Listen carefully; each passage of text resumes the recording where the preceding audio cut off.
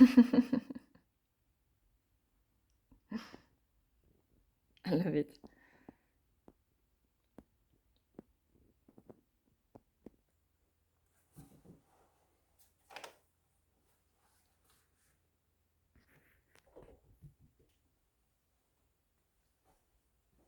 Hello everybody. Hello. Good morning or evening actually to everyone. So welcome for this new episode of the Ministry of Sound. I just completed my painting, the latest one, Ministry of Sound, which is part of my Metatron's Vibes Mastermind. And so I wanted to record this session live in the morning, but I really also wanted to make it very beautiful and show you some of my most amazing books and paintings at the same time as I'm explaining the topic. So it's easier for me to pause it and make sure to have a beautiful quality of the video and take my time also, because there is a lot of content, but also I want to take the time to explain and talk into each one of them. Also, there is so much happening right now. Also, because tonight I was gonna do the interview in the morning, but tonight I was feeling like I couldn't sleep. The energy was so strong. Then I realized it's the full moon. It's like a super full moon tonight. There is this event in Vegas with Matías De Stefano and Robert Grant and a whole bunch of other speakers and musicians, artists. So there is a huge energy portal there. At the same time, we're doing the UPW with Tony Robbins in Florida. So it's really portal dates. So being in the middle of that, the cats are crazy right now, running all around the house. So I was like, I'm gonna record this tonight, and to be in the vibe as well.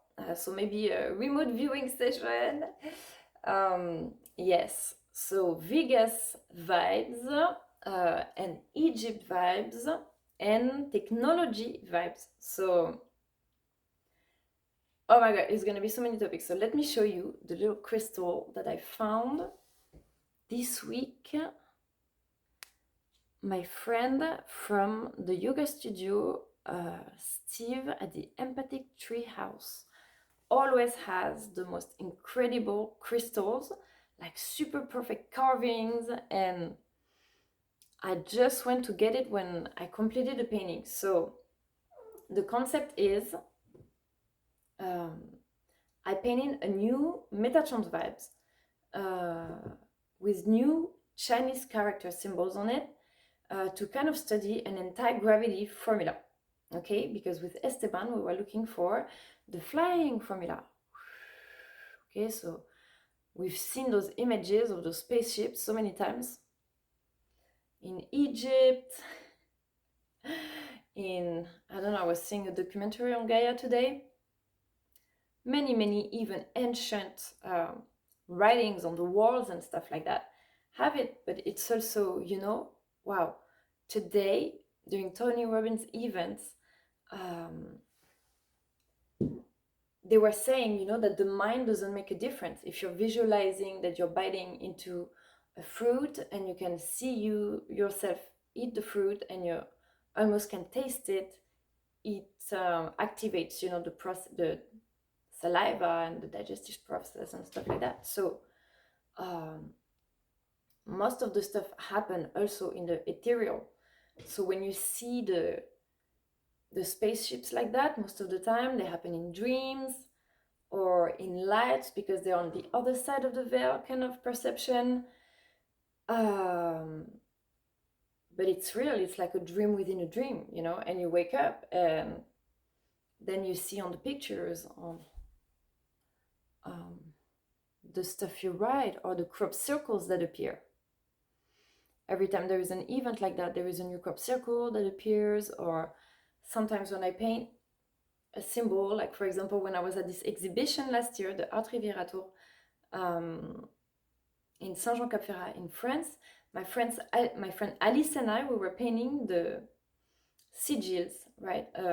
She was painting her sigil for her and her boyfriend and her family, so initials.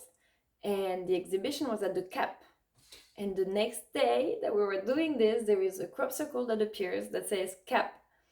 That was, yeah, and the pictures I have from that day when we were painting, I have a picture of a tree and a light, that color like that pops through the trees, you know, with the sun and stuff. So it really feels that there is downloads of energies, of information, mostly with the, I guess if they have winds over there, and it really moves and merges with your body as well. The strong contact with the elements makes you merge also with the realms of nature and stuff like that. So here and through the 4G, the Wi-Fi, now following the events and the air and all of that, I mean, so it's a power plant. It's a power plant here. It's like I have some cool crystals as well. So let me show you this beautiful papyrus, and then I'm gonna move the phone over there and show you the library.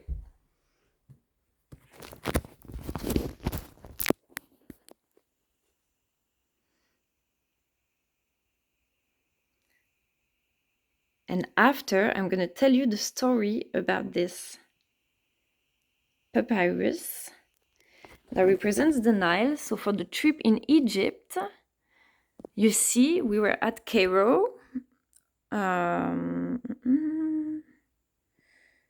Okay, yeah, with the pyramids are right here.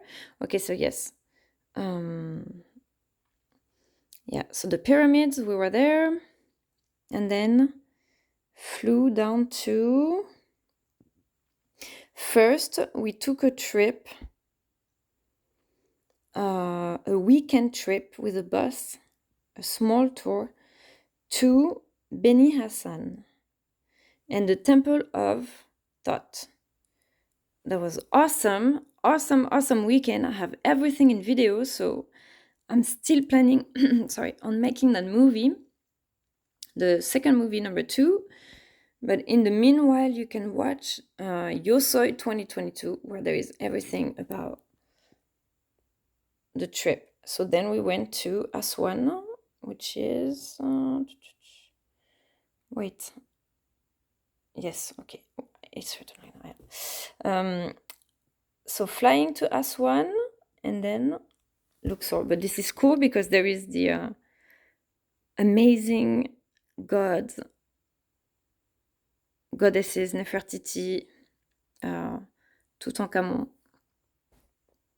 My gosh, the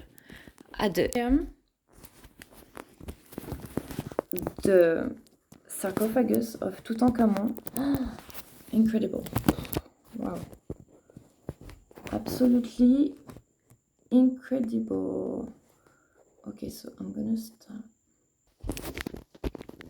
Okay, so I'm gonna show you. Okay, hold on.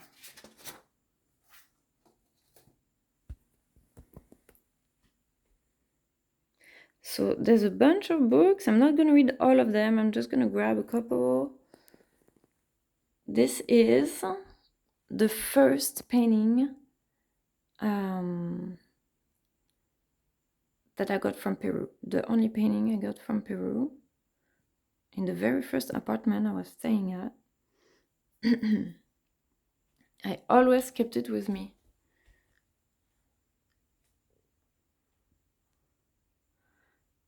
It's like, wow, incredible.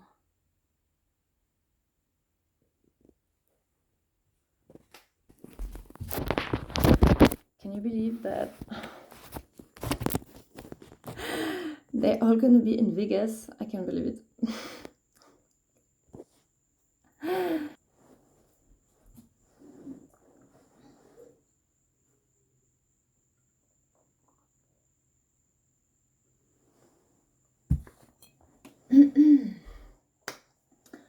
Hello everybody again. Okay, so now we have a nice setup.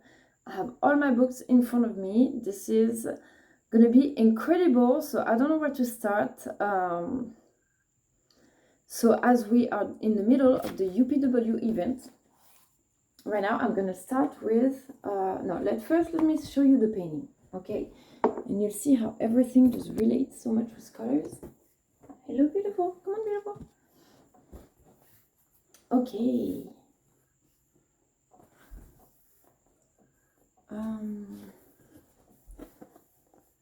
Okay. So this is the painting, Ministry of Sound. Okay, so let's start explaining a little bit about the Metatron's cube.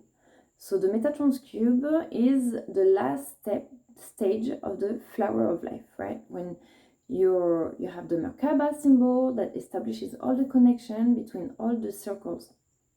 So there's 13 circles in the Metatron's cube, which is a super energetic number.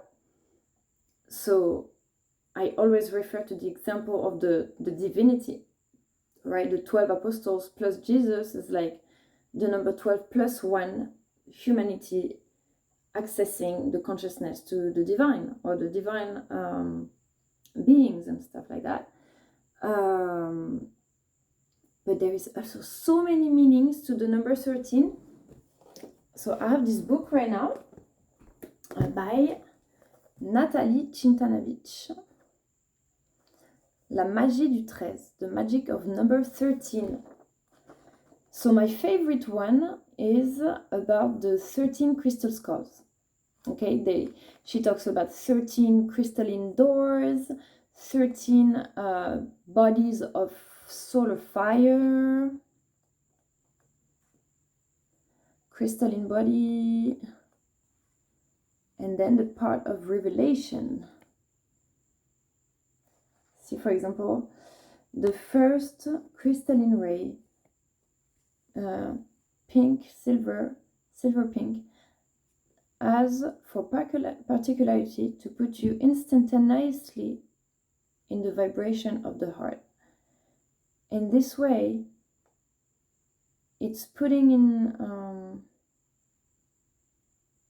it activates what we have called our galactic resonance, or resonance of the heart.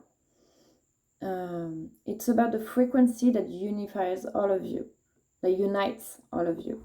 When you vibrate on this frequency, you have the possibility to be directly connected to each other, and this is done on a conscious manner. This ray is the one of telepathy, which means it's going to develop within you the faculty of telepathy and communication, psychic communication between you and your peers. When we talk about telepathy, we're not referring to intuitions or intuitive thoughts, but of a very clear conversation that is possible between your wow. So thanks to this crystalline ray. Okay, so this is why I use, this is crazy because I just opened a page like that, and it shows in a paragraph literally exactly the theme of the painting. And so I have this link with this person, right? Natalie and I, we really have the same missions, I would say, like of communicating this through these colors and these texts and stories, because every time the similarities are incredible. And I also wanted to talk about the secret of Esteban. Oh yes, oh my god, okay, yes. So in Vegas, so in the other book, The Secret of Esteban, she's talking about the pyramids of Egypt and Paris and Cairo, to be linked together, right? Like a triangle, to be linked together, and that you actually activate by connecting with the top of the pyramid, right? So that was crazy, because this is exactly what Matías has been doing, and the path of the dragon. So the path of the dragon, I want to talk about that. So I have the dragon right here.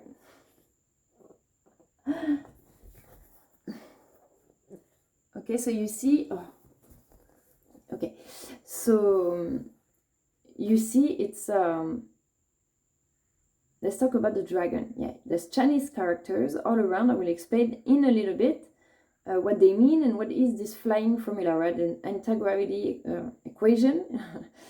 But let's talk about the elementals. The elementals that are all around, so they symbolize the natural realm. The natural realm, I've talked about it in the video before, but as this is the final one, I wanted to repeat really everything, the totality of the painting, and go deeper in each of the topics. And now you see I've put the background already, the dots all around. So for the colors, a little tips for the colors, because I wanted the Metatron cube itself to spread that crystalline light that she's talking about in the book. This is why I use metallic paint, you see. It's almost transparent. It's almost transparent with just a gloss, pretty much. So it really reflects all the light. So I didn't want to have too much going on in the background because it would blend the rest of the colors and the rest of the painting. So when I tried to put a few stars or glitter, copper, kind of to make it shine a little more, then we couldn't see really well the other symbols. So I touched them up and I left still a little bit of stars and gold, but then I had to work with darker colors. So there's a lot of black and dark blue, dark purple. It's nice to mix 3 or 4 different tones, colors that kind of match together, but still in the same shades, right? And so it would still give the mosaic effect and all the blend of colors and reflections, but on a matte. And so the rest of the painting can really shine. So the technique is really good there. So this is a good advice if you're painting, because I had some people on Instagram from the treehouse, actually, the empathic treehouse. She was saying, oh, we're trying to paint. And so that's a good advice that I always give at the beginning, even before starting your background, that if you're going to want to have a painting that really pops with colors, you keep a background that's a little bit darker, so the colors pop a little more after, right? If it's tone on tone, then you need to have another contrasting design on the outlines and stuff, or glitter that contrast so it pops.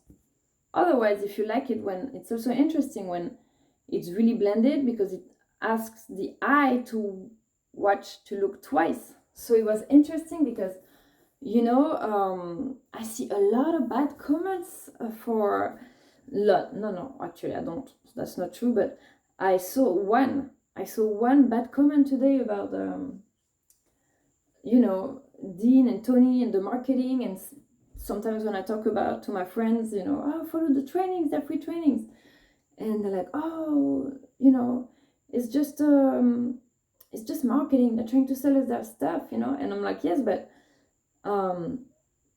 this is their domain of business with the information they have to give out, but they add to those fields the new knowledge, new experiences, new stories. But you have to have the eye to see different levels of understanding.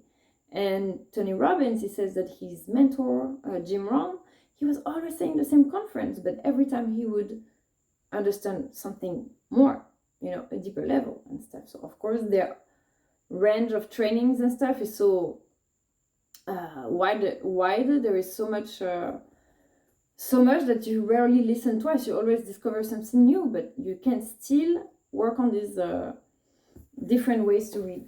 So the dragon has, for example, what do you see when you, oh, I regret the light is not, maybe if I turn like that, hold on, let me change quick. The dragon, there is so many. Alors, the first one is the path of the dragon. Okay, like I was saying, the path of the dragon that Matías has been doing. It's crazy because a year ago I was at the Leran Salon on the Dragon, and we were all activating already without even knowing each other. So it's really, when you see the correlations, when you see the synchronicities and the correlations, you're like, wow, there is really this access to telepathy, to remote viewing, to information, right? Of course, with the social media, I mean, this is the fastest way. But for example, when they were showing all the different places where they would see symbols or gravings of spaceships and stuff like that all around the world, that they didn't necessarily communicate to each other, supposedly.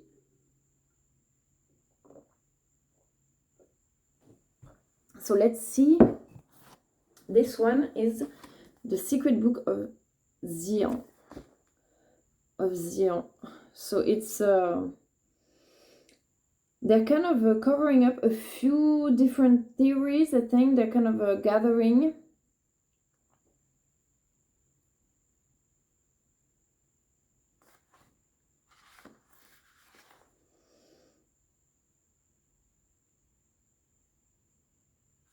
Okay, what do they say here? The structure of the Book of Zion. So what can we say about this materialized substance of the Book of Zion? In its matrix structures, it contains energy constants which are intrinsic to the sound of the core of Sirius, but maximally attuned to vibration inherent in the planet Earth. As human beings possess a physical quaternary and a spiritual triad, so the book in the given context has a material septenary and a spiritual quinary. We can talk about pages accessible to physical vision, which, however, could be more accurately termed spiritual vision, or the vision of the heart. See, remote viewing, it's crazy. And what date is that? It's everywhere. Wow. So yeah, in my team building trainings, I'm taking back all of that. I'm putting all of this in one book with the help of the paintings, of the symbols. And it's so much studies. There's so much, you see, when you look at the painting like that, there's so much energy coming out of this. So the Ankh, for example, you see you have the Ankh. Okay, so not the dragon. Let's finish with the dragon. So the Kundalini, of course, the Kundalini is the energy that, the earth energy that animates through us, right? That keeps us alive, so and connects us to everything else. So symbol of the Kundalini, and the dragon is also the country, you know, the what did I put, the yeah, the country, you know, the symbol of the power of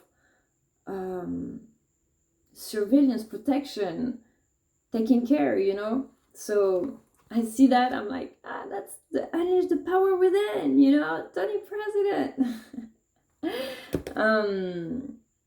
Yes, because that's one of the things I wanted to start with also.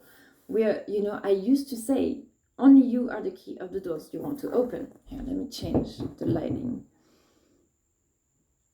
Only you are the key of the doors you want to open.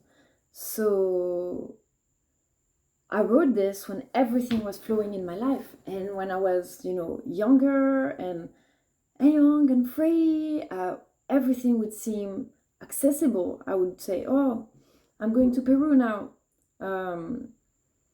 you know, at the end of the year or next month, and I would just do it. So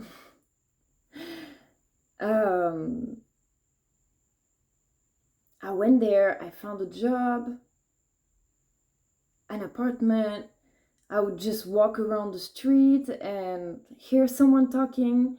Oh, I'm gonna rent this apartment. Oh, excuse me, I heard your conversation. Are you gonna rent an apartment? Like, I'm exactly looking an apartment in this street. Oh yeah, you want to visit tomorrow? Perfect. Boom. Amazing apartment with like the view on the ocean. I mean, so then you attract. And no, it was not easy. When I got to Peru, it was not easy at all. I was at the administration every morning, 7 a.m. At the immigration to do my visas. I didn't have a car, so it was like bus for everywhere. What else? Yeah, the house moving several times until I could find that apartment, because the other one was like haunted. I mean, that was crazy. But you know what I did? I was just like,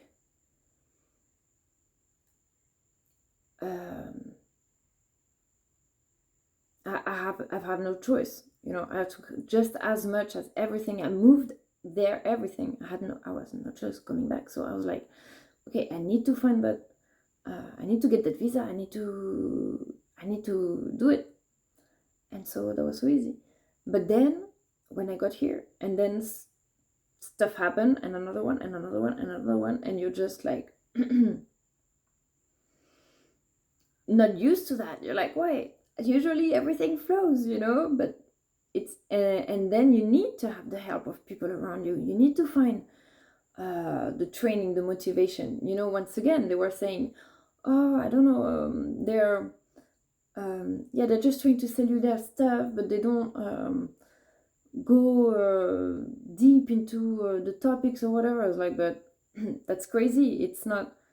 First off, that's not true. It's because the guy has done like 3 classes. So of course they tell you right away, it's an investment on yourself for a life. Like it's a habit, you know, it's a life that you create. So it's not one day you have a villain in your head and you're just like doubt and everything, and all of a sudden, boom, life is easy all the time. No, it's constantly that you're facing challenges, you're facing doubts, and questioning yourself or doubting others. I mean, your business or not good enough, or every day. So of course you need to have support from people around you. Alone is easier when it's easy, but all around life, you know, there are cycles, and so it's so important to have the reminder, the community, the friends, the family, you know, every day that helps you remember that. Because it's not every day that the family around you or the people you meet are completely aligned. Luckily, you attract, the people that are kind of aligned with that, hopefully.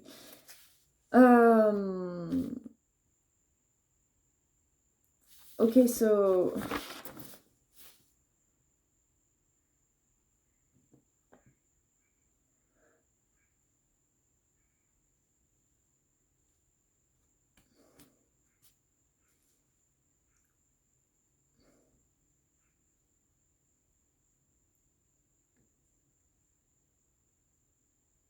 yeah, you see, it's crazy because sometimes some thoughts that is crazy. I can have like pages of self-doubt, and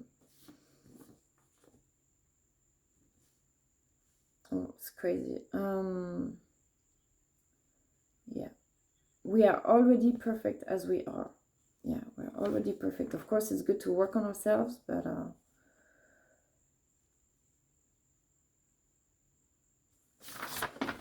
yeah. Okay, so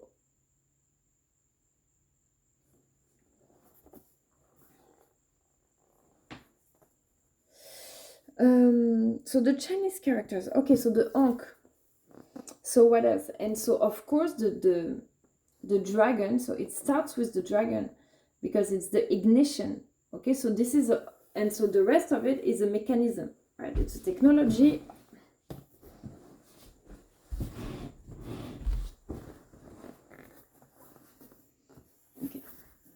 It's a technology of a spaceship. I'm sorry, I keep moving, but I have this slide behind me. I'm probably going to switch the background. Okay, so much better. Okay, so this is a spaceship. Okay, pretty much I had a dream about a mechanism, yeah, in a spaceship with like melted kind of metal that is mixed with crystals like quartz and obsidian and quartz, so an alliage of metal and quartz and crystals, right, that would react at a temperature and vibration, like magnetism, to the frequency of the earth. So I literally had the exact steps, I don't know, everything, and then I heard the conference with Matías saying they were using this sound technology as well, confirmed by other channels like Forbidden Knowledge, where they were showing, or Robert Grant, that they are together right now in Vegas, showing this sound frequency that can levitate rocks. Okay, so pretty much the frequency of the sound would change the weight of the object. Okay, so when you hear the sound bowls, if you've ever heard the concert of sound bowls, that is pretty crazy, because the entire house is vibrating, and it really makes this sound like you would hear in a sci-fi movie when they're taking off the ship. So a vibration like that, yeah, I would have no doubt that it would elevate like that, right? That it would be possible to control the magnetism, the frequency. So my concept was to measure the frequency at a certain, for example, right now, where am I sitting, the frequency of that seat and that ground, that floor, and to have an opposite frequency to propulse, to generate like a propulsion, right, like in between two magnets. So I turned that symbol around, okay, because the magnetism symbol was the 4-4 aligned, so attract, and the 4-4 opposite, repulse. Okay, so it was complicated because I was like, I like the concept symbol of attract, magnetism, but this is an anti-gravity, or I should rename it gravity control. Gravity control formula. So, but you see the concept, the vision, everything that implies, okay, so anti-gravity has got a negative connotation, but at the same time it's also mastering the elements. While attracting, you can use it like a magnet. If you're doing like an abundance talisman, for example, then you're going to put the symbol like it was 4-4-4-4. But then these are like mirror number, so really foundational number, that even when you look at the shape of the symbols, it's almost like hands, like that energy. When you're giving, pushing the energy like that. So all this has a frequency. You know, when they put the flower of life on a bottle or on a coaster, they do that because the energy of the flower of life alters the frequency of the water, and then has healing property. Actually, drinking water and coconut water.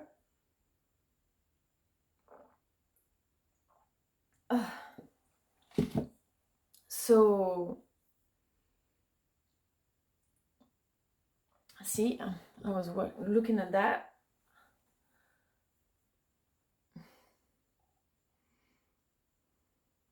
It's a Buddha.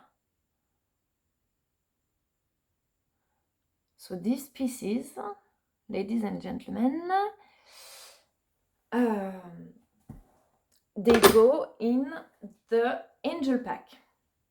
Okay, so this is the difference of the angel pack with my other painting, is that excuse me, the Metatron's vibes is really a ton of painting classes and concepts like the ones I'm explaining right now, with 3 other classes. So this is Ministry of Sound. So as you see, we're talking about sound and ministry. So we're going to talk about politics as well. This is just the beginning of the class. It's probably going to be a longer class. I'm trying not to edit it because I don't have space on my phone anymore. So I'm trying to make it in one recording that I can upload right away on YouTube, hopefully by the morning. The first one was mastermind. I explained, so this is the painting that I sent at the masterminds with the fire letters on it. So I was talking about the secret of Esteban, right? When they're traveling to Egypt, and most of the story, actually, even if the book was written 10 years ago, tells the stories of what's happening right now. It's crazy. It's really crazy. I really feel like she was really remote viewing everything, or astral traveling, time traveling when she was doing the astral travel and the stuff that she saw. So this is really interstellar, right? It really is. The Ankh, Nikola Tesla was using the Ankh pattern to circulate the energy, right? So this is what the Egyptians, who were also time travelers, good electricians at least, they were already using those. You know, when you read the book The Masters of the Far East by Blair Spalding, they talk about how the monks, they would go to Tibet, or an anthropologist, so he went to Tibet, or I don't remember where, with those monks, and that they would go inside the temples and they would just have light. He would say there would be no electricity, no lights, nothing, but the room would be bright. And they would come in the room and there would be nothing, and then they would come back in the room and there would be food, and they were just manifesting with their thoughts. Okay, so they were, and they talk in that book about the energy of Jesus as well, the Christ, who's like they said, I saw this morning, they were like, I don't follow Christianism, I follow Christ. And so to not be like in boxes of beliefs and stuff, while still respecting, of course, the others. But yeah, so this is how far this goes. And so the Ankh, and here the DNA sign, because of course these codes, once you see that they are engraved in your DNA and also in the patterns of the universe, then you realize how we are one, and how there is always this oscillation of resonance response between you and the universal feedback, or the cosmic alignment, like with the supermoon right now. And I got this thing. So yeah, so this comes to the angel pack, right? Those crystals. I know I'm mixing everything, but there's so much information because I don't have a lot of time to do marketing, but I create a lot of content at the same time, and it's so much information. I just don't know how to put all this. The video is the fastest because I can show the video, I can explain, get in the topic, but it's also nice to have it in writing, and just so you remember everything, you know, always reference everything. That's the advice I give, because then when you realize how much work you've done and you accumulate over the years, you realize how much you can compact and retake everything that you've done and make books, content, all of that out of it. And then if you just discard your notes and stuff, you're like, oh, I'll remember. For example, when I took the trip to Egypt, it was so amazing, so interesting. I was like, I will never forget that. Like, they give me all the information. I'm like, oh my God, I'm gonna remember and redistribute all that really easily. And now it's been 4 months, and I'm glad I did the first movie right away, because I didn't want to forget anything, the order, the things. Because now when I'm thinking back about the cruise, I'm like, oh, it's gonna be more difficult to get back into all that information, because I don't think I wrote it in a journal. I didn't have time because we were like moving a lot. I recorded all, so So yeah, always reference your work. The second one was the Key of Hearts. The Key of Hearts that I gave to Matías in Egypt during the Yoso 2022. And the same, it was like with the pyramids, a giant star and many skies, and what symbols? All the symbols of the groups, the fire, the water, right here in the middle, and the skies out there, the symbol of the foundation.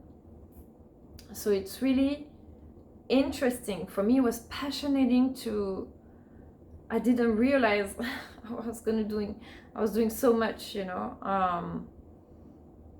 I started with a painting, and then I did a series, and now it's a giant series mastermind with all of that. I'm so grateful to have all these memories recorded, you know. It's like there's all my life. I realize that I've been putting all my life for the past 2 years, let's say, no, in books, 10 years, my travel books, and my past 2 years since I started doing the videos, all of the painting, everything, the memory from the gallery, the memory from Saint-Jean-Cap-Ferrat, Egypt, everything, the trainings, I'm so glad that I have all memories of all of that, and videos, and yeah, honestly, I'm excited. I'm super excited of the connection that we've made, you know, how the knowledge has been shared and reciprocated and expanding. Wow, it's amazing. It's amazing. So yeah, so we're at this now. We're talking about levitating the spaceship. So of course I put the Yoda, because, you know, when he's teaching the Jedi to levitate the ship, he's telling him, and he says, oh, okay, I'll try. He says, don't try, do it. Don't try, do it. So that power as well. And the butterflies, I wanted to have an animal that flies to convey that idea, that verb here, and of course the heart and the butterflies that lift up your soul, you know. Yeah, so let's start with the symbols. What do we do? Shall we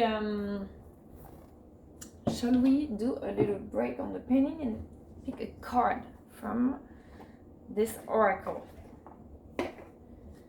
So by the way, I went through other ideas. I still haven't talked about the Unleash the Power Within yet, and I didn't finish what I was saying about the crystal skulls, the 13 crystal skulls from the book. So there would be 13 crystal skulls all around the world that have such a vibration, such an energy, that they're all identically connected together, that when you activate them, it would completely change, be able to completely change the energy of the earth and the consciousness and stuff like that. But it's so powerful also that you need to wait till humanity itself is at already a certain advancement that they're able to handle that, because it's like the energy of the sun. For example, when you lay in the sun, you need that energy. You need it to have some sun to refill your cells, you know, or to walk barefoot, for example, or to have this contact with like the air and stuff. But if you stay too long under the sun,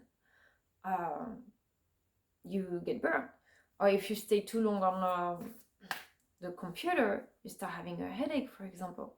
If you've been for a week like working, listening to stuff with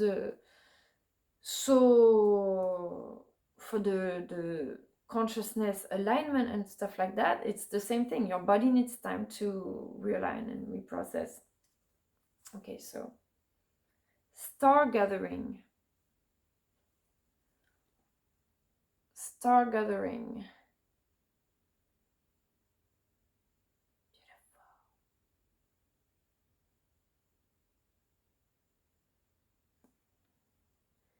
Stars align, remembering home, soul family. Love it.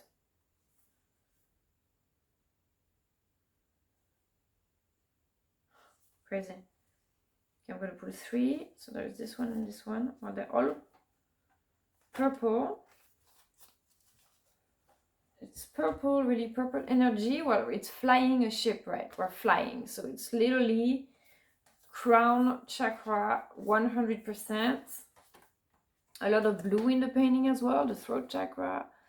Okay, so the Horus, the Eye of Horus. So I'm going to talk to you about the legends of Egypt also, yes, because last time I made a video, and of course, every time I talk about Egyptian history, I always mess up the stories.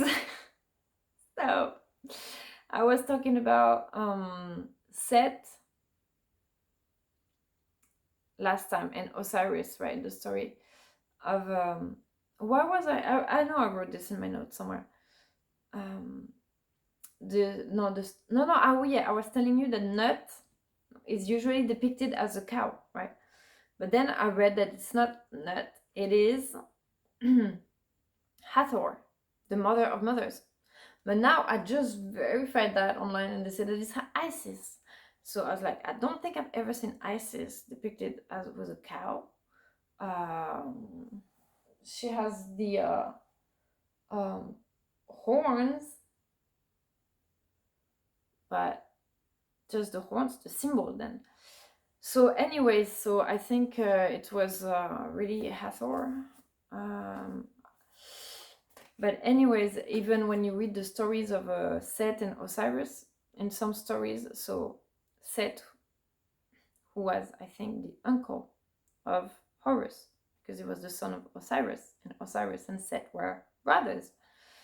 Okay, but even in the text, sometimes you read brother from between Horus and Set, not in a way that they were brothers, but in a way that they're brothers, all the gods and goddesses of Egypt, they're all brothers and sisters as of one family, right? The star gathering, and then so soul star activation, fulfilling soul contract, remembering who you are.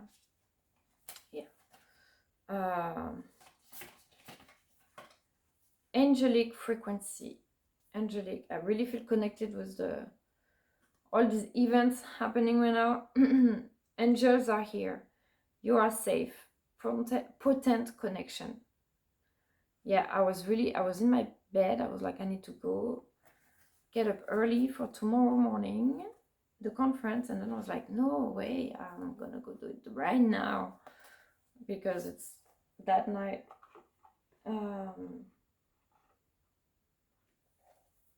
Okay, let me read this one. Angelic frequency.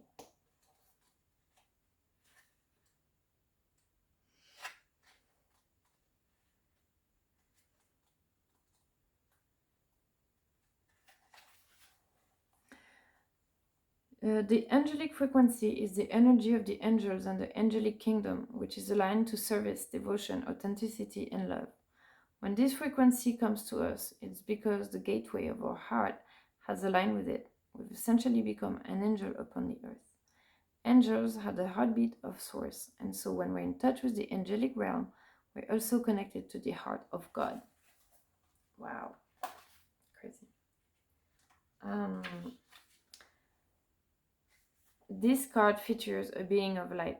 The streams.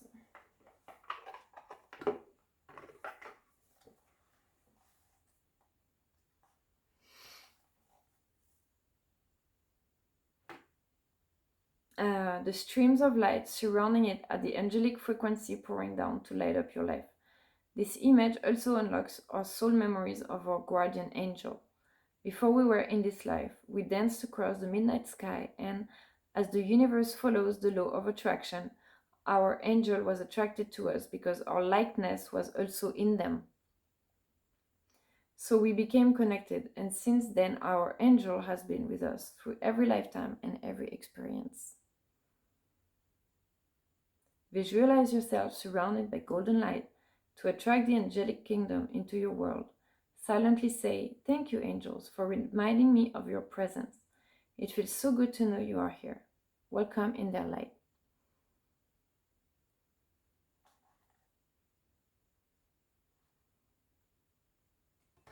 And then there is a message.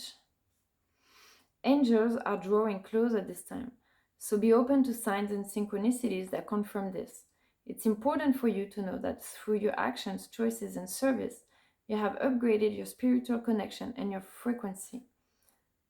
Rejoice, for you may be rewarded with abundance and blessing at this time, and you have been making choices that are not just for your own greater good, but for that of all those around you. Your guardian angel is with you now, helping you remember your infinite power and potential. Reach for the stars and trust that all the efforts you have been making, both internally and externally, will bring blessings and opportunities. The path you are on is aligned to your highest good, and the support you need is there for you. You are cherished by angels.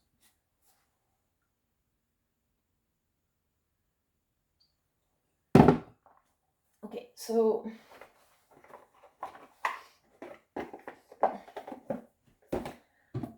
I have already talked about the symbols in the previous episode. So they are Chinese symbols. So the dragon emits the lightning. Okay, so they are all elements. So now this is the circuit of the spaceship. Okay, I've already explained it, so I'm not going to get too long on that. But you see, it's funny how even the symbols look like characters almost. You see that one looks like a little house with a guy taking a bath, like in his bath. Like, no, you don't see that.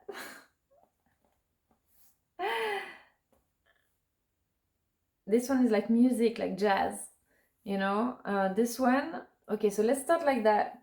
So this is the lightning. Okay, so the dragon ignites the fire naturally, the lightning. Okay, and so this is the fire. So between the fire and the temperature control. So you see, it almost looks like a little thermostat. Minus, more, you know, hotter, not hot.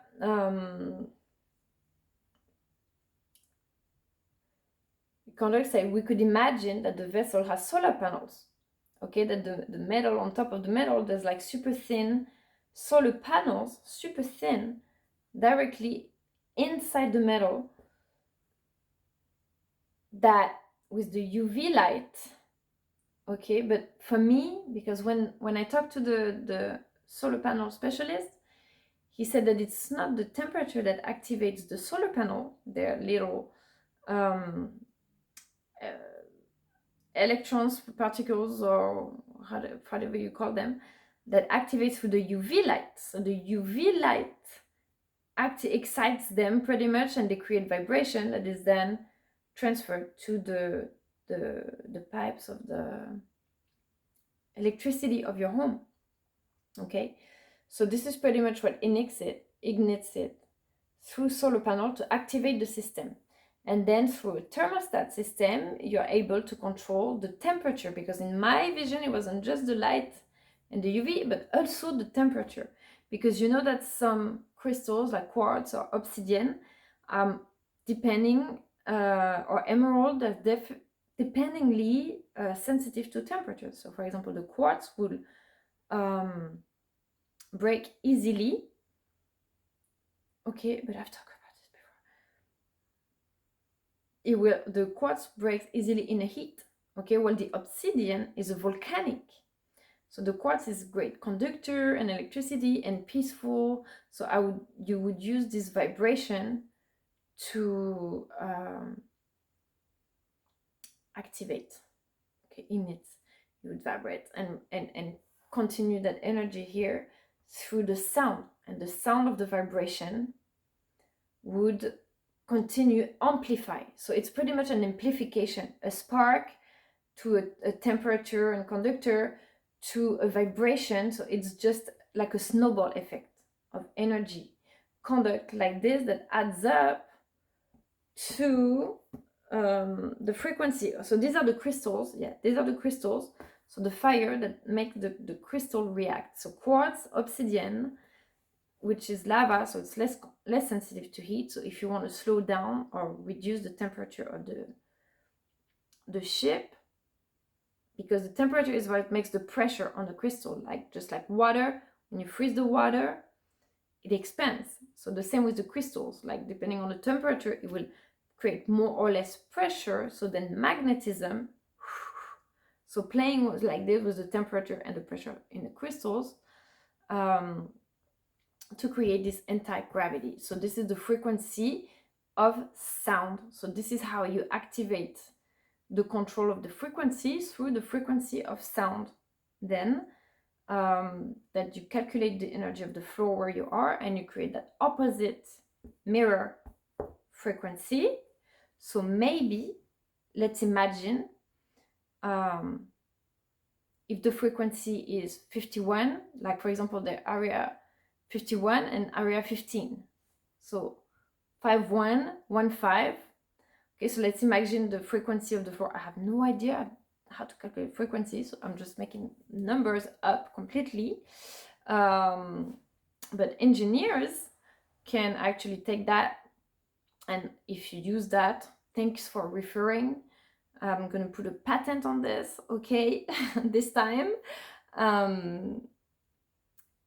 And because they're gonna create spaceships out of this. They are already, actually. If you look at the Navy schools and stuff, this is the new technology. And this is why I always want to include also politic themes in my videos, because everything, we need people that, you know, like the FBI. I'm gonna tell you a funny story after that, okay? How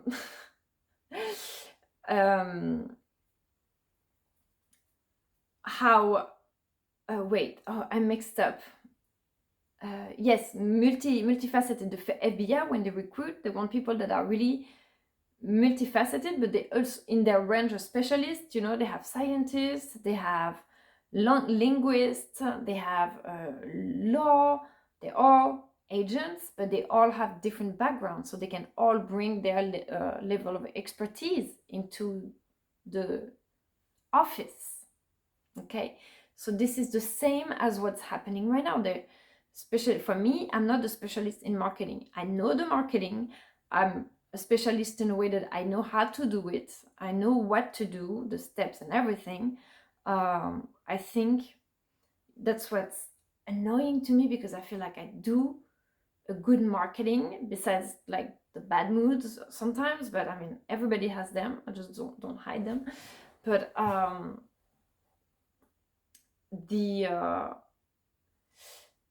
where was it? Oh, I lost it. Hold on. Oh yeah, I went super far. Oh my god, to go back to where I was, oh, that went full circle. So yeah, the politics, right? Why it's important to have this multifaceted background and stuff, because now the technology is the new politics. Okay, all the what are we going to use the technology for? It involves oil, the resources of the planet. It involves, of course, war and peace and political diplomatic relationships. So the military, what are we doing with all the equipment, the new constitution, the removal of all the weapons. So this is where I was gonna go. This is where I was gonna go to talk to you about the 2x2.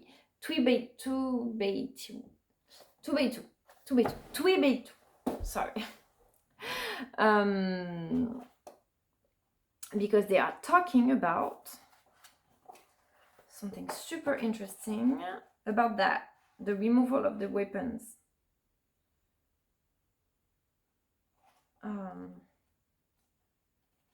Where is it?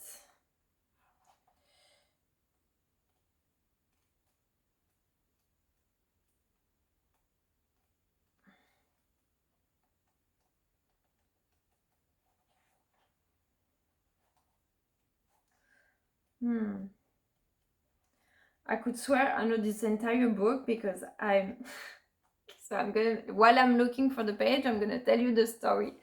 So I was studying the 2x2 and I was applying for a job at the FBI.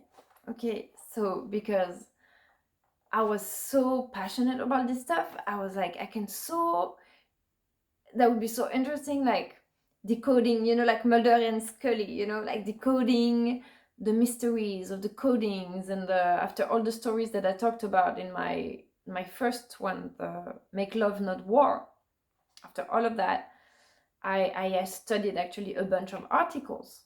I decrypted a bunch of articles. I wrote several long files, because, you know, it always looked like, oh, she's procrastinating, but I'm actually doing a lot of stuff in that I don't publish, and that I do a lot. I create a lot of, even when I write cover letters, it's always pages and pages, and I make researches, and so I make an entire. So I was in this recruiting process, and at the same time I was studying this and making this painting. And you see already the colors are strangely all correspondent, right? Look at that color, the color of the painting, the color of the book. This one, Magic of Number 13, the Gateway of Activation. So it's really even that one, look at that, even that one, the Arbus with the little blue jay and the same color. And this one, Manifest Destiny, with the tree of life, the mirror tree. Yeah. So I'm writing, and I see some art, and so after a process of recruitment where I went further than, I mean, you know, than some people would thought I would, and I really wanted to continue this. I don't know, I needed to have a motivating job, even though I'm already motivated in my job. It just doesn't pay my bills, and I wanted to work for an institution where I could change things from within, from the inside as well. But then I realized how we're already doing this as a network, everybody in our things. I mean, it is what it is, but I was so sad and disappointed. So when they told me that I wasn't competitive, even though this is when I was working out, and like I did amazing workouts like I've never done before. I was so strong and so fit, that then when they said, no, sorry, you're not competitive, I went so crazy. I went so crazy. I spent 4 days immersed in my office, decrypting the 2x2 and articles from the media and solving cases.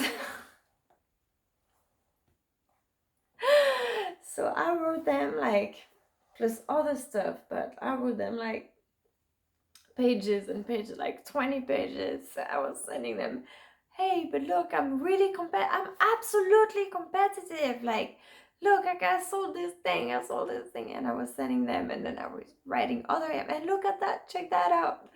And I was like, so that was for the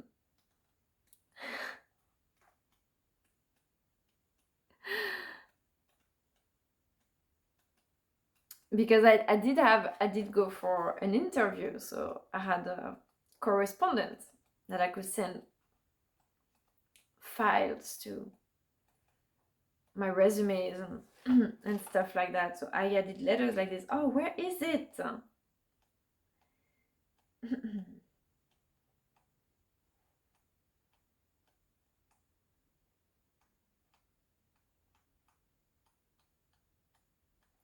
So strange. Oh. Well, you know what? I know it. I could almost quote it because I've read it so many times.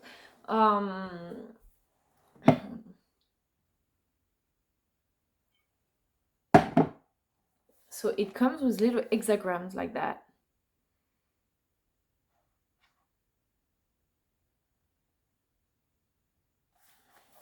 Yeah. The weapons were not passed, and disasters already spreaded.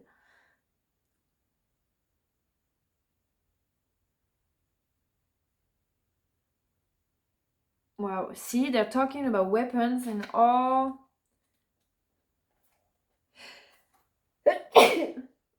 Sorry. So it comes with little hexagrams. It comes with little hexagrams like this. They're all different. And you can interpret them. For example, that was funny because there is one, the day that I fell from the treadmill at the gym. One day I fell from the treadmill because I was running, and it was the first time that I was running and I was feeling comfortable, not like, oh my god, how many more minutes, like it was, I was really running. I was like, I got this, I had was like 8 minutes, 9 minutes in, and all of a sudden I'm running and I don't know, I close my eyes. I don't know, I'm just so much in the flow. I'm on the treadmill, I close my eyes like this, and I'm like, no, I don't close my eyes. First, I'm running, I start spreading my arms out like that. And I'm running, so imagine it's not really easy to run with your arms like that. And then I feel like I'm flying. I don't know, I'm running so fast, I feel like I'm flying, and I close my eyes like that. I'm running so good, I'm flying, and all of a sudden I forget that I'm on a treadmill and I forget to run. And so I fell. Oh my god, I fell this thing. And I fell miserably, but so, and after that, and then a week after that, no, I didn't hurt myself. But a week after that, I did hurt myself during another workout. And that's crazy. So they talk about, and so I was looking at the little hexagram, and they talk about someone who broke their foot trying to fly. And right after that, they talk about Guo Wei, the next emperor, right? And this is when I came up thinking that Tony Robbins is going to be the next president. And this is not how I came up. I already saw that coming, but when I read it, it was like a confirmation. I was like, oh my god, it's crazy how everything, all the stories, whether it was in The Secret of Esteban, in the prophecies, when you read the Emerald Tablets of Thought, everywhere, it's like we are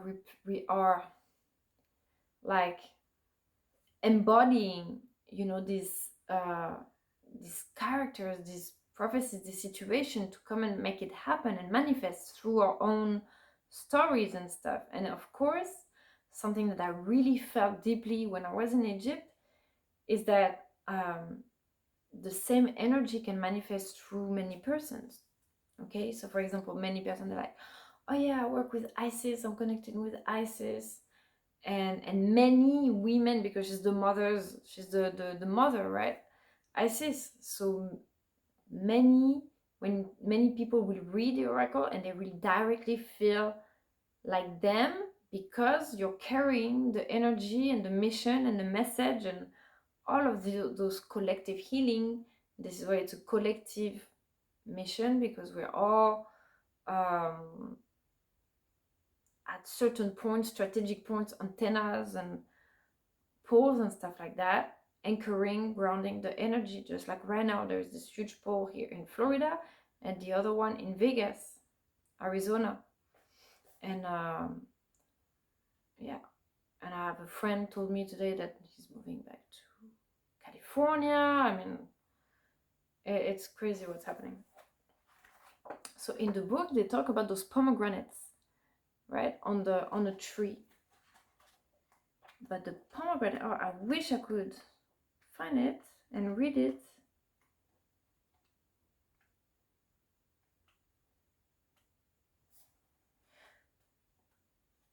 See, the nuclear hexagram wants not to act, because for me the pomegranate, they symbolizes the bombs, right? Because they talk about there will be now loud, then they talk about weapons, right? They say there will be loud noises and then they will stop.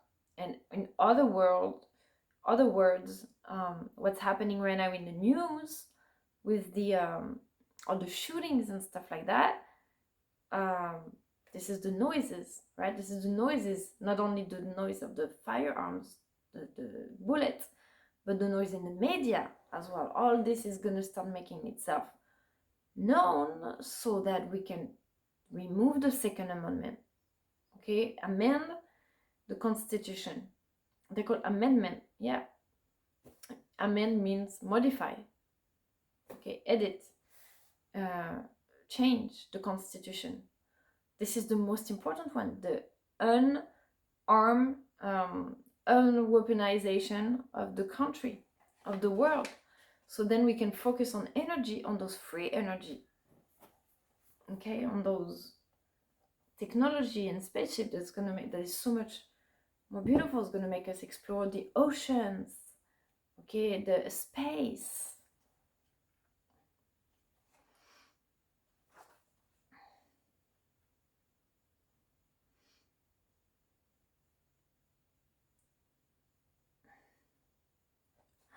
Crazy, it talks about magnetism, look. The first line, magnetic, shows its subject seeking by her sincerity to win the attachment of her object. There will be no error. Let the breast be full of sincerity as an earthenware vessel is of its content, and it will in the end bring others advantages. The second line, magnetic, shows the movement towards union and attachment proceeding from the inward mind. With firm correctness, there will be good fortune. The third line, magnetic, shows its subject seeking for union, which such as ought not to be associated with. The fourth line, magnetic, shows its subject seeking for union with the one beyond herself. With firm correctness, there will be good fortune. The fifth line, dynamic, affords the most illustrious instance of seeking union and attachment. The sixth length, magnetic, shows one seeking union and attachment without having taken the first step to such an end. There will be... Okay. Well, crazy. And so this is crazy. See, another level of understanding, because when I posted that, so the article I posted about was about a library, right? And I thought there was going to be something happen, a robbery of something in a library. And so I wrote this entire essay and other stuff that I saw and really crazy stuff that I did in this regressing process, but not for, I mean, yes, for the job, but also because some stuff I took personally, like some personal missions, some stuff I saw and I was like, I know, I need to investigate this. And so then they called me like, you need to stop. Not directly, but like almost like, you need to stop writing to us, ma'am. Like, thanks, okay. No, but that was super interesting. That was super interesting. So yeah, now I'm following this week the Unleash the Power Within, the Wheel of Life.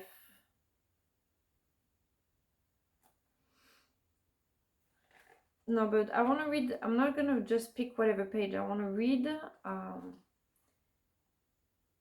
what I was writing this morning. Okay, yes, I'm going to take my notes, what I wrote.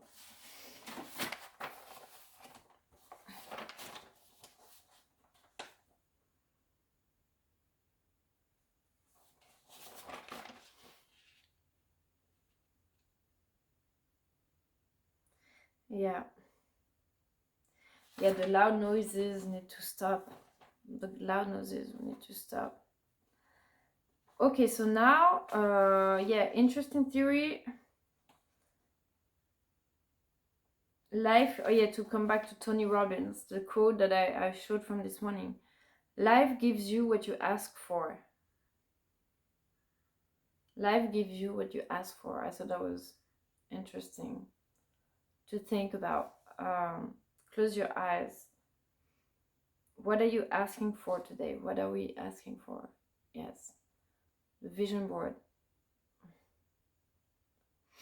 It's so important. Yes, even with Davi, we were saying, even our thoughts, we have to be careful, because it's like the way we formulate things, the way we write, how it manifests, how it resonates. It's crazy. It's really, really hard.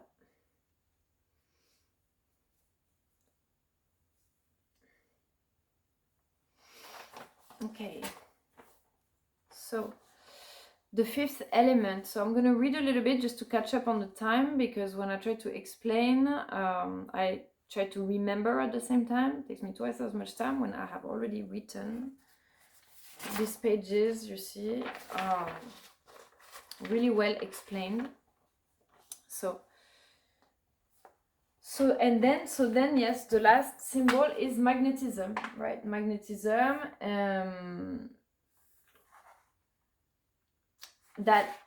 So then you push, and this is steel. No, so this is anti-magnetism, and this is the steel, the spaceship, the metal itself, right? And so with the butterfly flying, and so this is when the ship takes off, you levitate. So to end on this little frequency thing, yeah, opposite mirror frequency. And so everywhere that you are, there would be a floor measure, thermometer, not a thermometer, but frequency measure, that measures the frequency all the time wherever you are. So you're here, but then when you're in the space, it measures the frequency, magnetism of the wherever. Okay, I guess the gravity pull with the earth, you measure that and you opposite it, so it would automatically regulate constantly that the frequency is always and then you're able to decide, okay, more pressure, less pressure, if you want to accelerate the ship, or literally could just stay in place, because it doesn't need a propulsion, but it needs the propulsion itself with the gravity of the earth. So for example, if it's really high, I don't know, Esteban asked me a very good question the other day.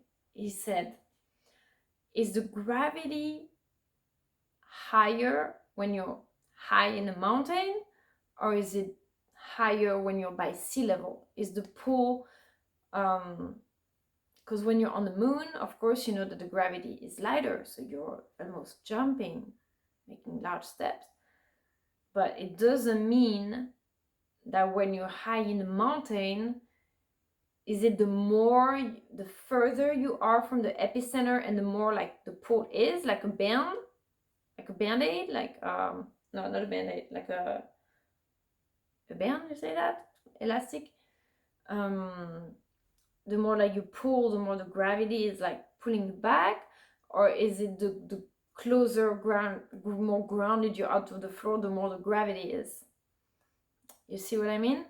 I don't know which one, but the more you elevate, the more that pull, the frequency that you have is what you adjust to fill that gap, right? So then we're coming back to Tony Robbins, the fill the gap theory.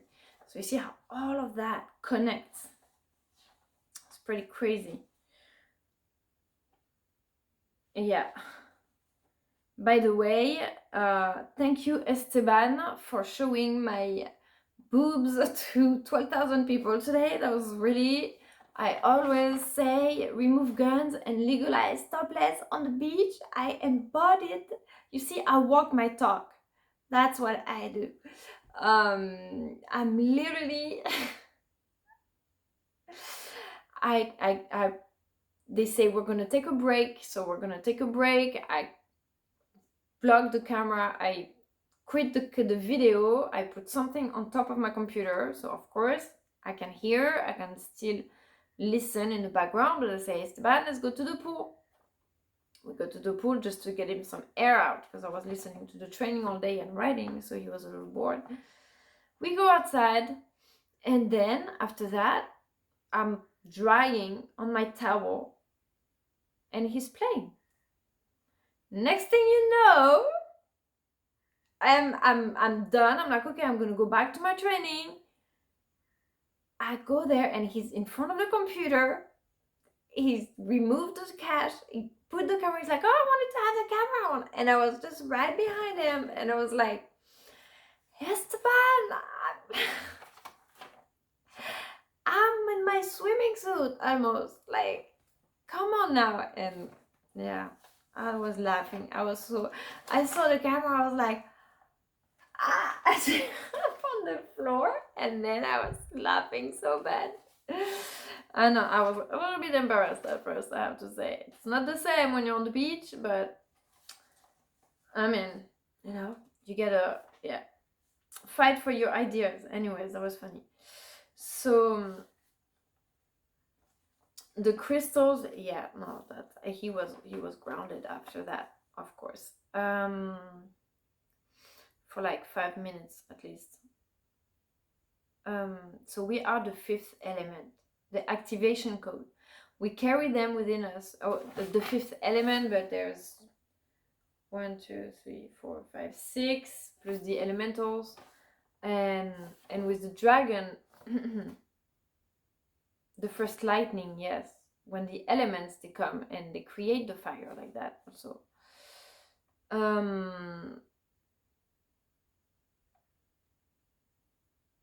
So we carry them within us, but just like in the pyramid, then when you get inside the pyramid, you activate.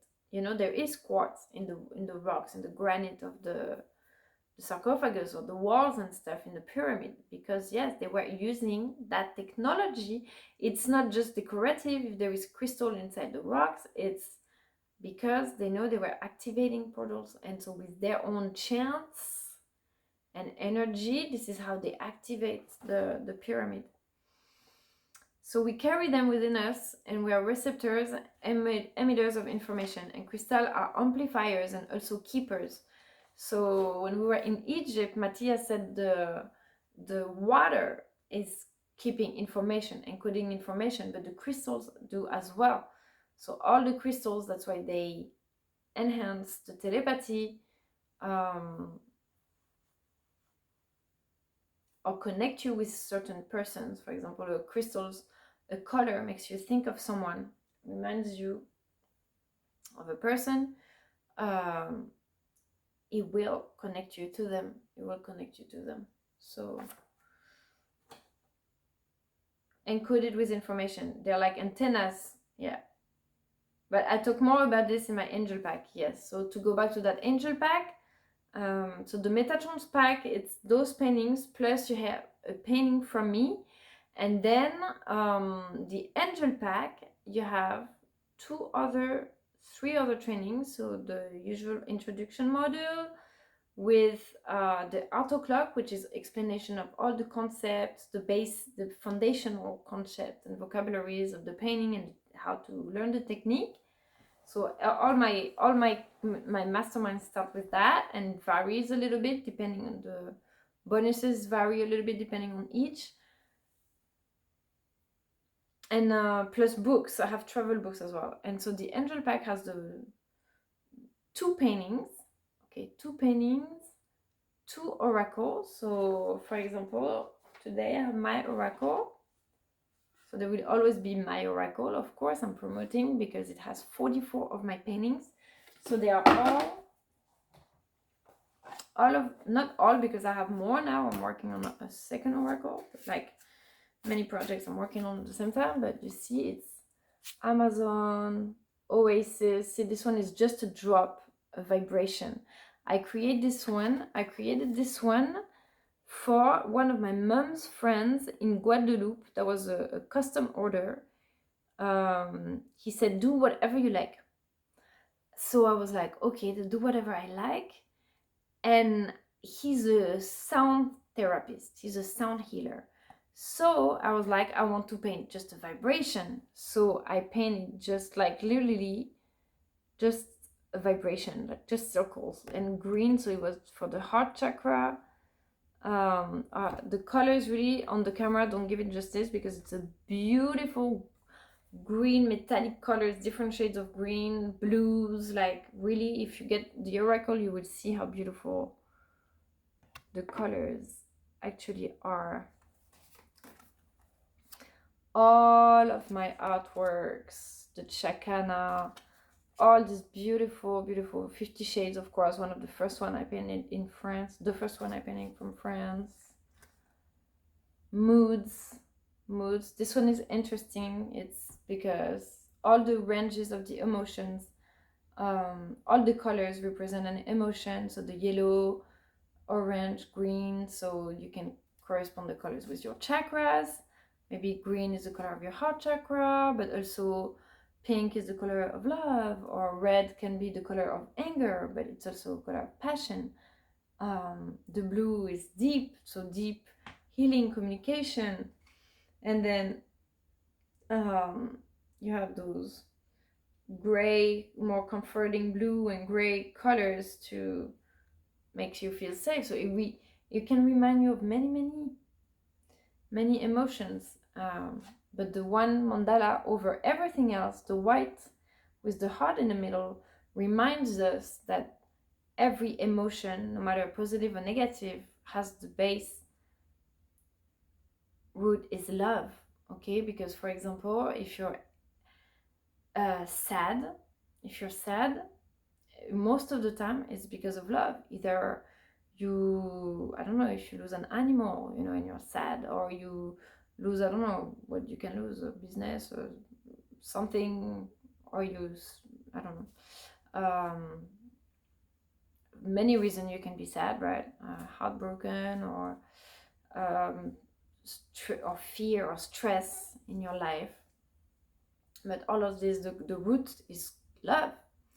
If you're angry at someone, the root is love. For example, when I'm angry at Esteban, most of the time it's because I'm worried about him. Either he's doing something that I know he's gonna hurt himself. Last time he was eating that pretzel that was really a bad pretzel at a food court. It was really bad, and it was huge, and I told him, Esteban, just eat a piece of it is okay, but don't eat all of it, please, because I know this will make you sick. And after a while, we start fighting. He start like eating. He wants to eat all the stuff, and I'm like, Esteban, I swear to you, if you eat that, I swear to you, it's really big. If you eat that tomorrow, your belly gonna hurt. And then he eats it, so then I get angry because I'm like, Esteban, I don't want you to be sick. Or sometimes if he's doing something dangerous, I'd be like, Esteban, listen to me, because I'm fear for him, you know. And what is the root of that? I don't want something to happen to him. So the root is love. Or just, for example, if I'm mad,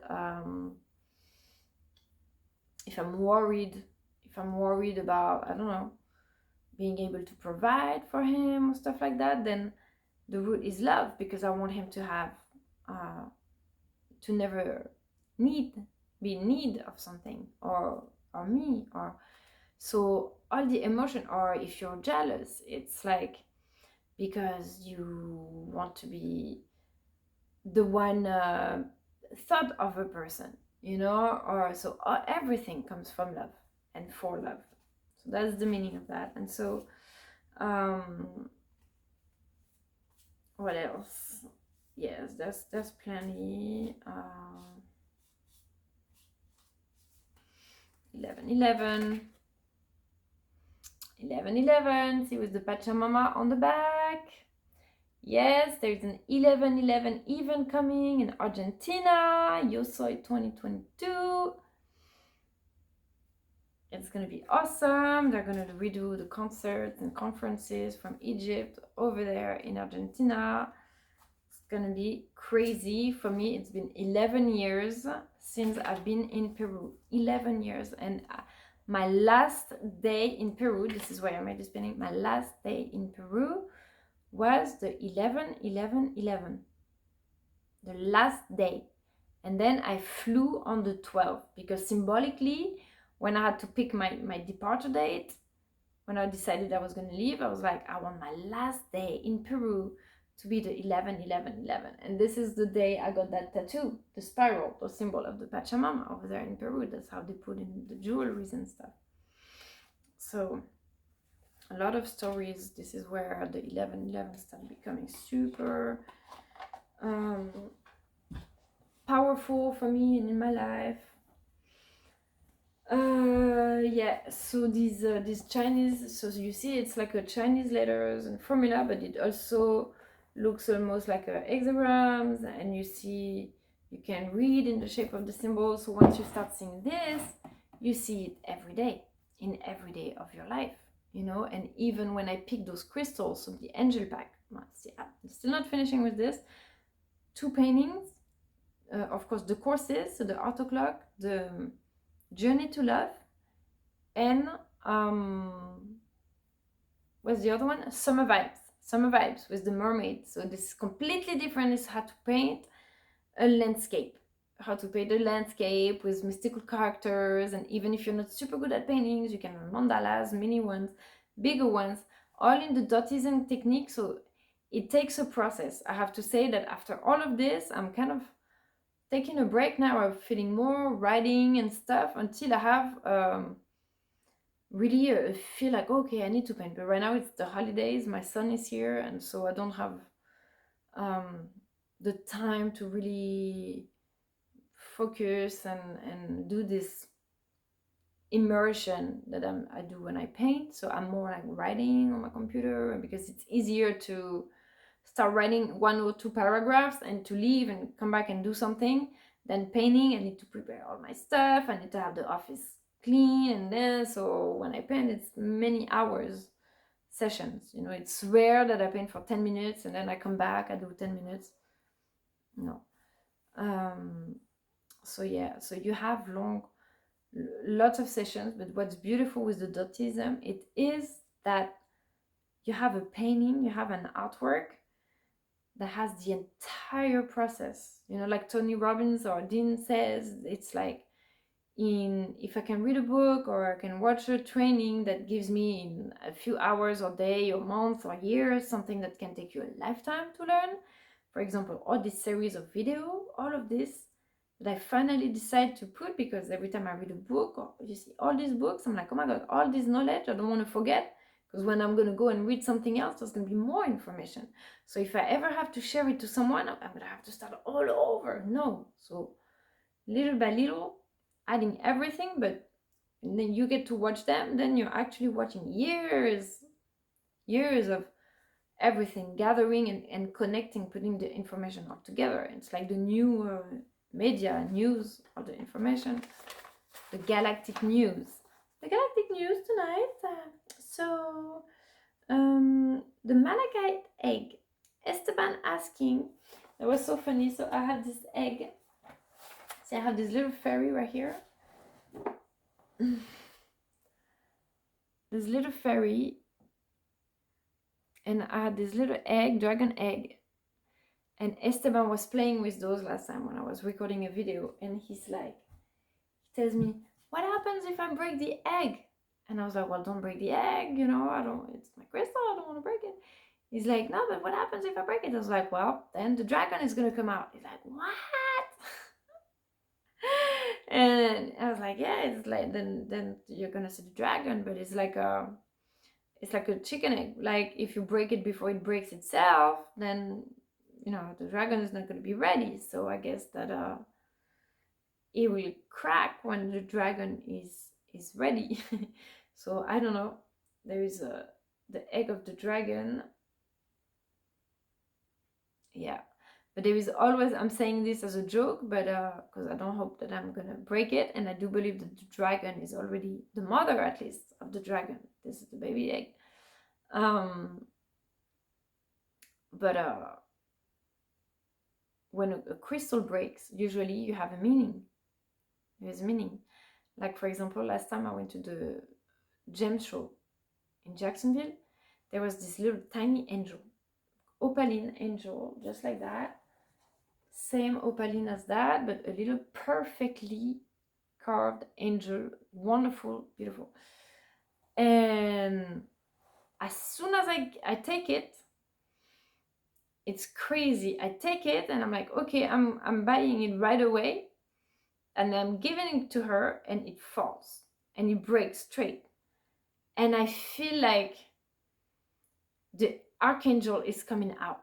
Like I feel automatically like the presence, and I felt really like this Jenny in the lamp, like coming out, you know. I was like, oh, I broke the crystal because I liberated, I don't know, yeah, liberated a spirit in it. I don't know. That was, yeah. I didn't feel sorry to break it. You know, it was, I mean, I was like, oh, I'm sorry. At first I was kind of like, oh no, oh man, I can't believe I broke it. I really liked it. But then I feel like, oh, it had to be this way. So yeah, super interesting, all these synchronicities.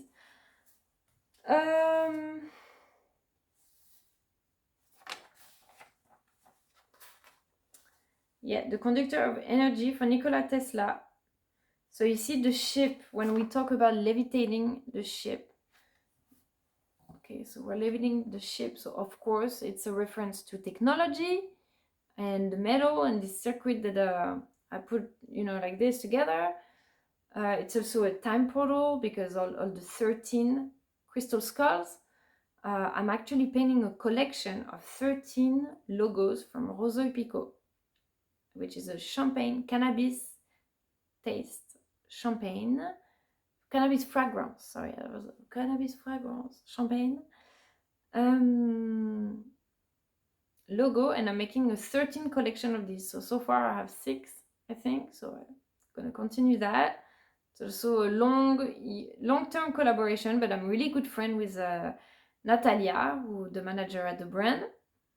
So we know it's a live collaboration, right? So we're going to work on this. I need to finish the series though. You see, there's a lot of stuff I want to focus on, work on. It's fun. It's fun stuff. Oh yeah, so now, okay, so now,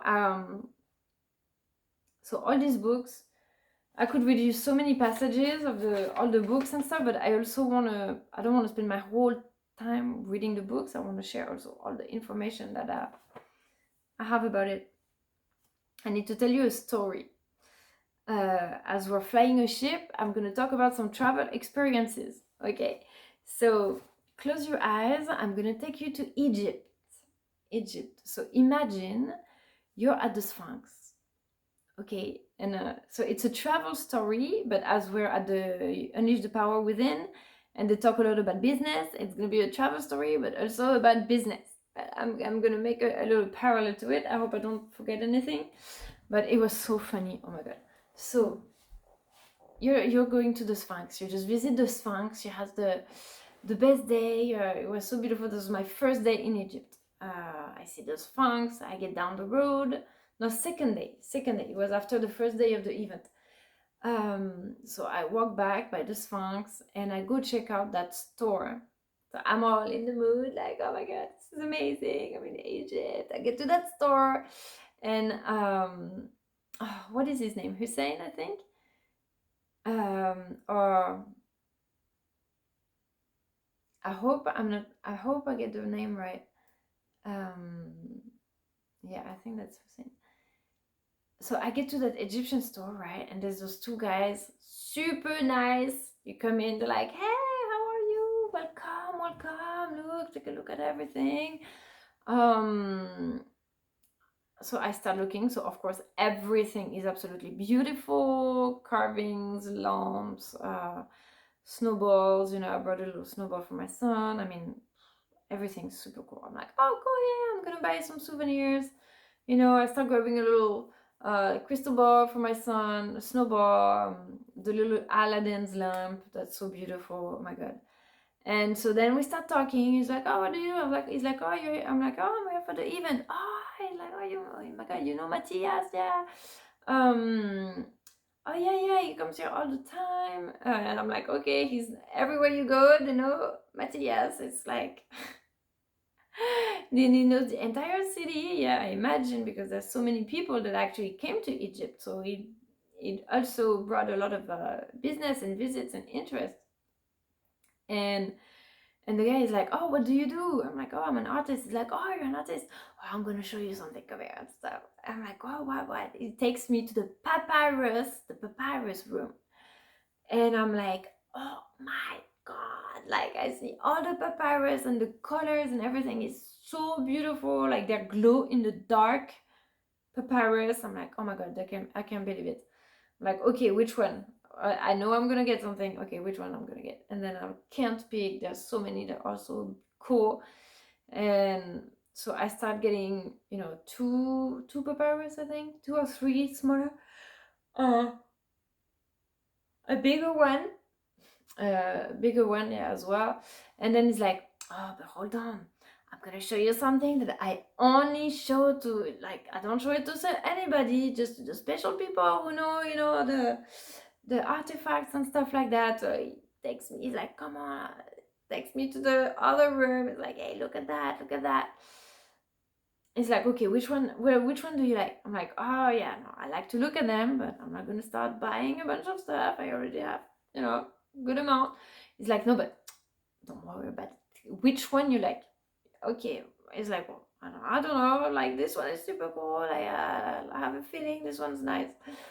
Um, all right, come on, let's go. Okay, perfect, let's go. It's like, "Okay, that will be, I don't want to tell the price. That price, right?" And I'm like, "Oh, okay, yeah, no, that's too much." And he's like, "No, but hold on. We calculate, we give you a good price like this. You will never find these pieces anywhere. This is like artifacts, from ancient times and stuff. These little amulets." Uh, and I'm like, "Yeah, yeah, no, it's true." And every time I travel, I'm like, "When is the next time I'm gonna have the opportunity to come back?" Every time I go to a country, I'm like, "Oh, I will go back," and I don't come back before many years later. I'm like, maybe I'll come back to Egypt next year. Maybe this is my only time. I don't know. And so I knew that I had to buy papyrus, and I was gonna get some souvenirs, because then I keep those memories. I add them to my angel pack. So all these things that I find, oh man, I'm still not finished. Those crystals, I add two crystals in the angel pack. The crystal wand made by a healer, and then a unique crystal. So all these crystals that I'm showing you, they are crystals that go in the angel pack. Okay? So there is a magic wand that I pick for you. I go and I pick the best magic wands. And the other one is a specific, so it can be a jewelry, or it can be a carving, it can be a raw piece. It doesn't matter. It's just going to be a unique, beautiful piece that intuitively, I think, resonates with you and your energy, plus two paintings of me. So the two oracles, the painting workshops, the two crystals, two paintings from me, and oracles, crystals, paintings, and the workshops, and the books, and the travel books, right? And I think I'm not forgetting. But this is why the angel pack is so expensive. I mean, expensive. It's not that expensive. It's $2,222. But the amount of value that you get with it is like all my life worth of knowledge of paintings, plus an entire library course with conversations like that, like today, with other topics of society, a whole bunch of stuff, with the crystal. So if you want those pieces, get the angel pack, because the value, I go and I buy many. So this is why I have them for a cheaper price. Okay, so I can send them to you. That covers for the shipping and all of that. So you can have them without having to pay for the trip, the travel, like coming to and the time finding the stores. I'm lucky because I go to all the crystals events, so I know which ones are the good ones, even online, and only unique amazing pieces. So this is why the angel pack is so worth it. And then if you don't have that budget, the Metatron's vibes is perfect, because you have one painting from me, and then you have everything else to make your entire collection of super highly vibrating vibrational energetic paintings. And the movie, the Yo Soy 2022 movie from the trip to Egypt, and the event from Matías de Stefano and the Foundation Arsayan, with all the knowledge of the geometry, the what was it, the channelings, the conferences, the concerts, the pyramid, the Sphinx. I mean, there everything, all the converse, amazing, amazing. And even the interviews from us, from our group, from the group L that we had, and interviews about the pyramid, in the night in the pyramids. I mean, it's incredible. So this is for $777. So it's also a huge amount of work, and you can do it with your friends, with your team. Okay, it can be like a team building, or if you have group friends, you can meet every weekend and do a painting session. I mean, there's possibilities are endless. And for the team buildings, I'm working on it, on something huge. It's gonna be huge, probably a full week training, or at least 3 days, 4 days intense of painting and training, but super interesting, with all of that knowledge written and in image.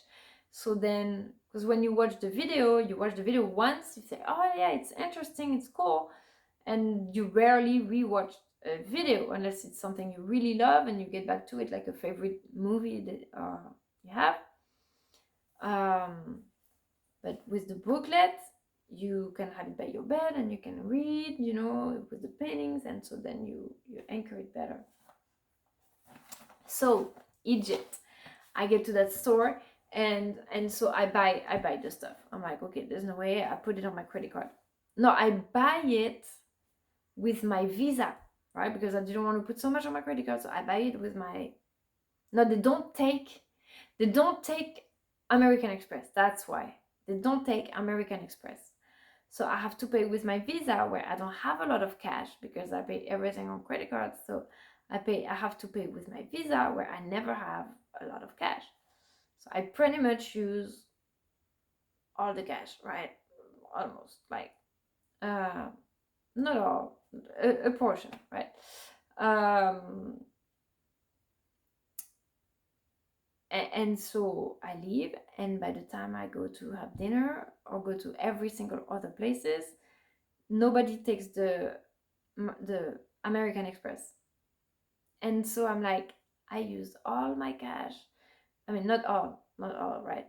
Just a small portion, and I'm like, man, I used the cash, and a small portion of the cash, and I can't pay for anything else because I can't use my Visa, right?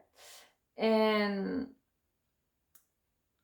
so I'm like, at night, I'm like, man, what am I gonna do? I'm here for 2 weeks. I have no money. What am I gonna do? And this has happened to me before, to be in Thailand, and my card is not working like that. And that I was lucky to find a friend that could host me and help me just until I got cash sent. But so I text him. He was so nice. He gave me his Facebook and everything. So I text him, and I'm like, I'm sorry. Like, I need a refund. Can you refund me because I just out of cash, and I nobody takes the American Express, so I can't even eat here.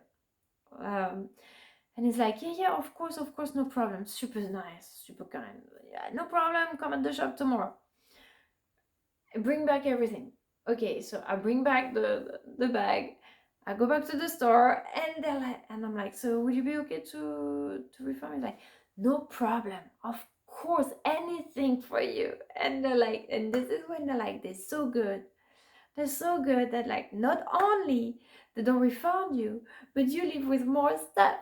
And so this is when it ties up to business. And I was like, man, the Egyptians, they know how to sell to you. Like, you go to the store, you don't leave with nothing. You're like, okay, what do you want? Okay, take everything. Then you're like, can I have a refund? You go back to the store. Don't go back to the store. And I go back to the store. It's like, no problem. So then they sit me down and bring me tea and everything. He sits me down and looks at me like, okay, what is your problem?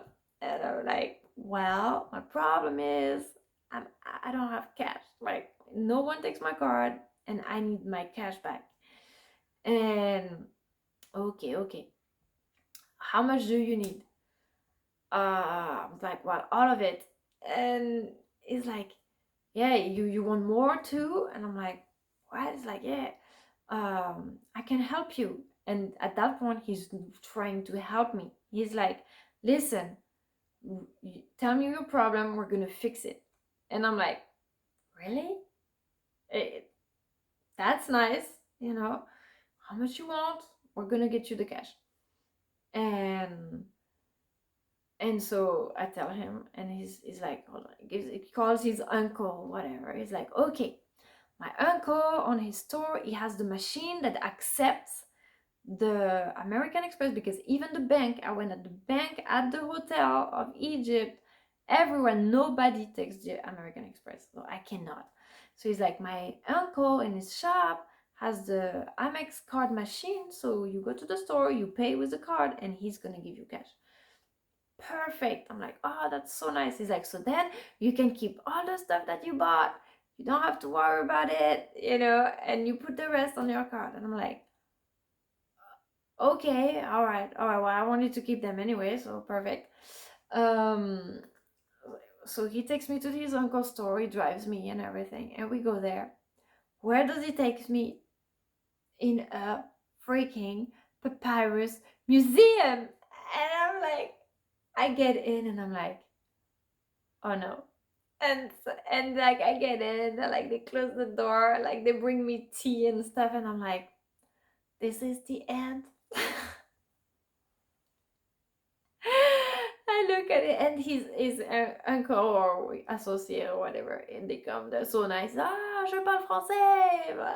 Look at this one. Okay, I'm gonna show you. Okay, the final judgment. Okay, the coronation of Isis, the Nile, the one I just showed you. I just have this thing, right? This crush on this Nile papyrus that is so beautiful. And it's like, do you like it? I was like, oh my god, this is so incredible. They're like bigger papyrus.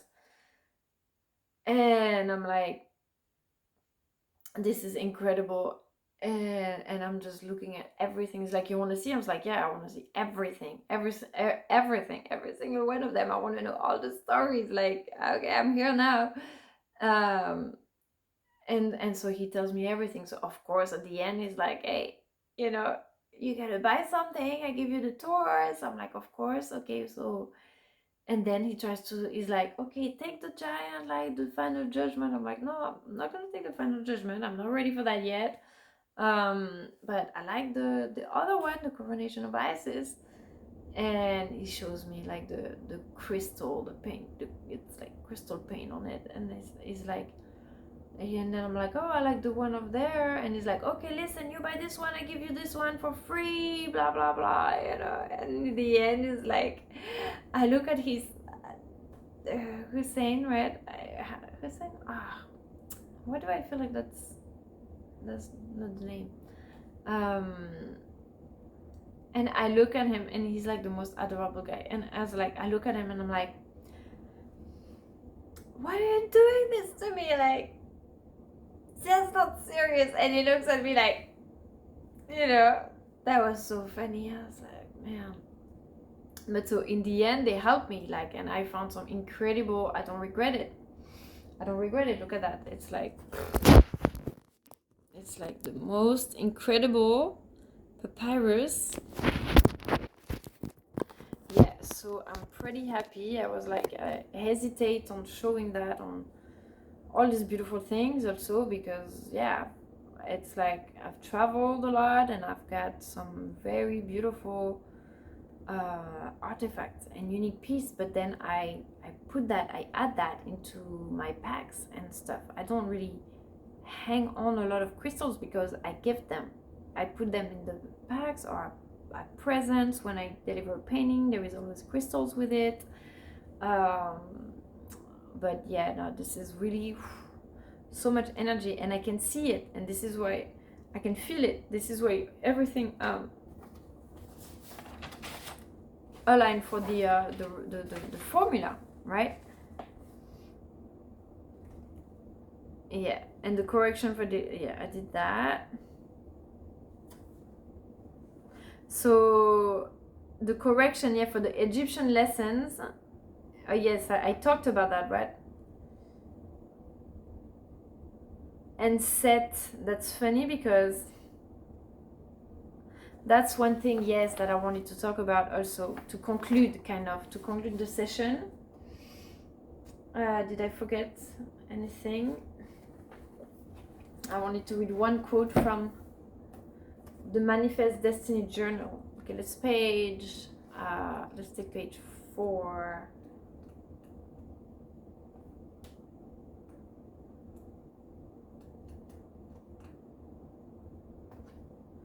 The steps to manifesting your destiny.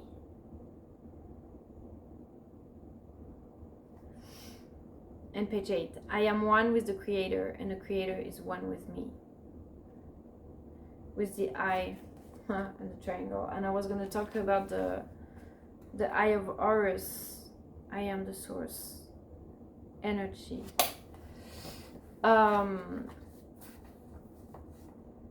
One thing that I also loved about the Egypt, and I wanted to recall that before I forget, was when we visited one of the temple, I think it was, I don't remember, no, not Karnak,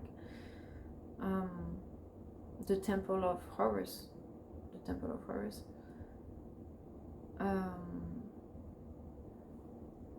so the story, right, of Set and Horus, where Set was the god of the desert, the storms, the disorders and foreigners, and the lord of the red land.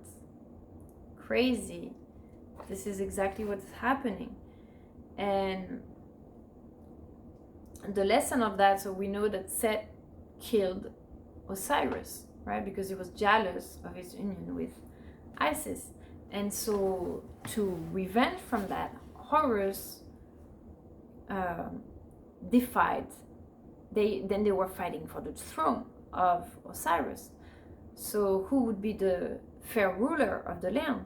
So they challenged each other in a series of trials, right? Which in the end Horus won, and he revenged, his father. But instead of killing him, he decided to set him free, because this is where the wisdom is. They didn't believe like in punishment, but he wanted to restore the cosmic order instead of giving space to chaos and disorder and argument and fighting, right? So he set him free. And I thought that, yeah, then I thought it was a beautiful way to conclude this conference, talking about that, of the power of wisdom, and may we learn from our success and from our mistakes. Shall we all levitate this ship? So this ship that can be seen as our community, our consciousness, our country, or the pure technology, right? It's got many symbolism of how we activate this ship, how we all uplift each other also.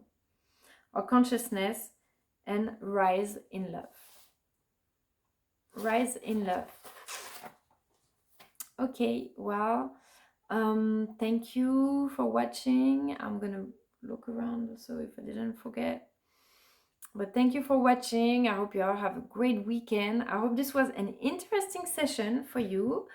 I know I'm always all over the place, but it's because, you see, I have specific topics and information that I also try to condense. So in 2 hours, it's not really a short amount of time, but also I'm not trying to make it.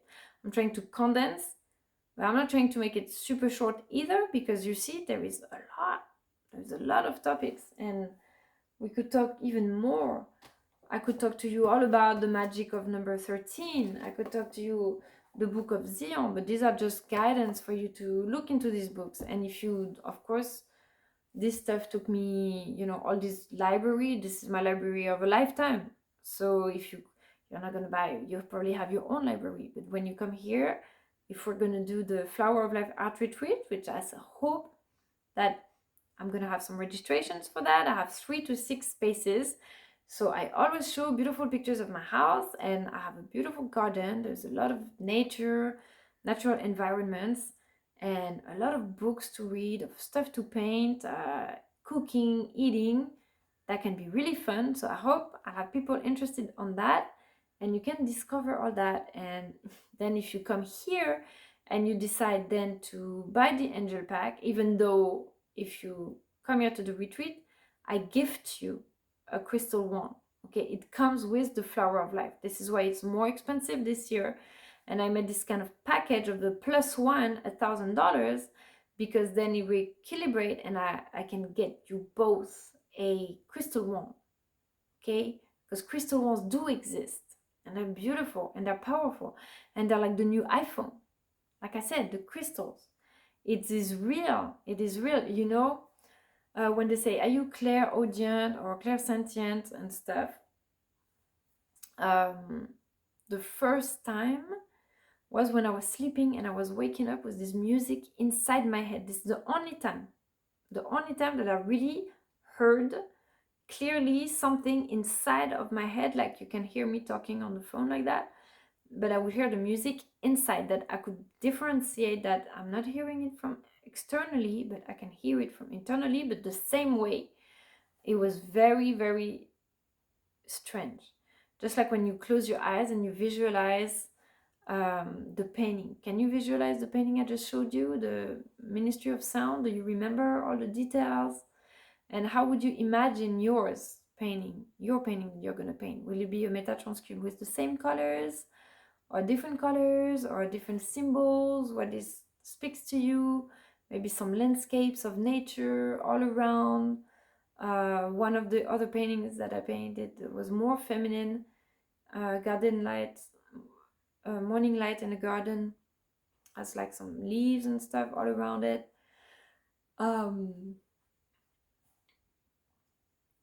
Yeah, but when you visualize it, you can see it. You can see it in your third eye, right? Your mental screen. But when you hear it, sometimes you can hear it from inside. But now it's not like that.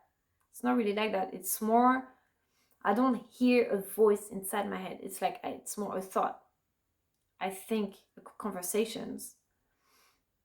It's not like I could imagine. It's like a thought of someone telling me something, but it's not like I hear straight physically in my ear. I hear it in my mind. It's really different. It's different. But this day that I could relate, that I was like, oh, it's possible. It's possible to actually literally hear, like on the phone, but inside your head. And then for some people it's through vibration of the heart. Some people it's through music, or through painting, and all of that is ways you manifest then to communicate without actually texting on that phone. And for me, there's a lot more people communicate like that now. It's this language of art that's everywhere, and it's been developed for that. So we can evidence this different level of reality on a collective level.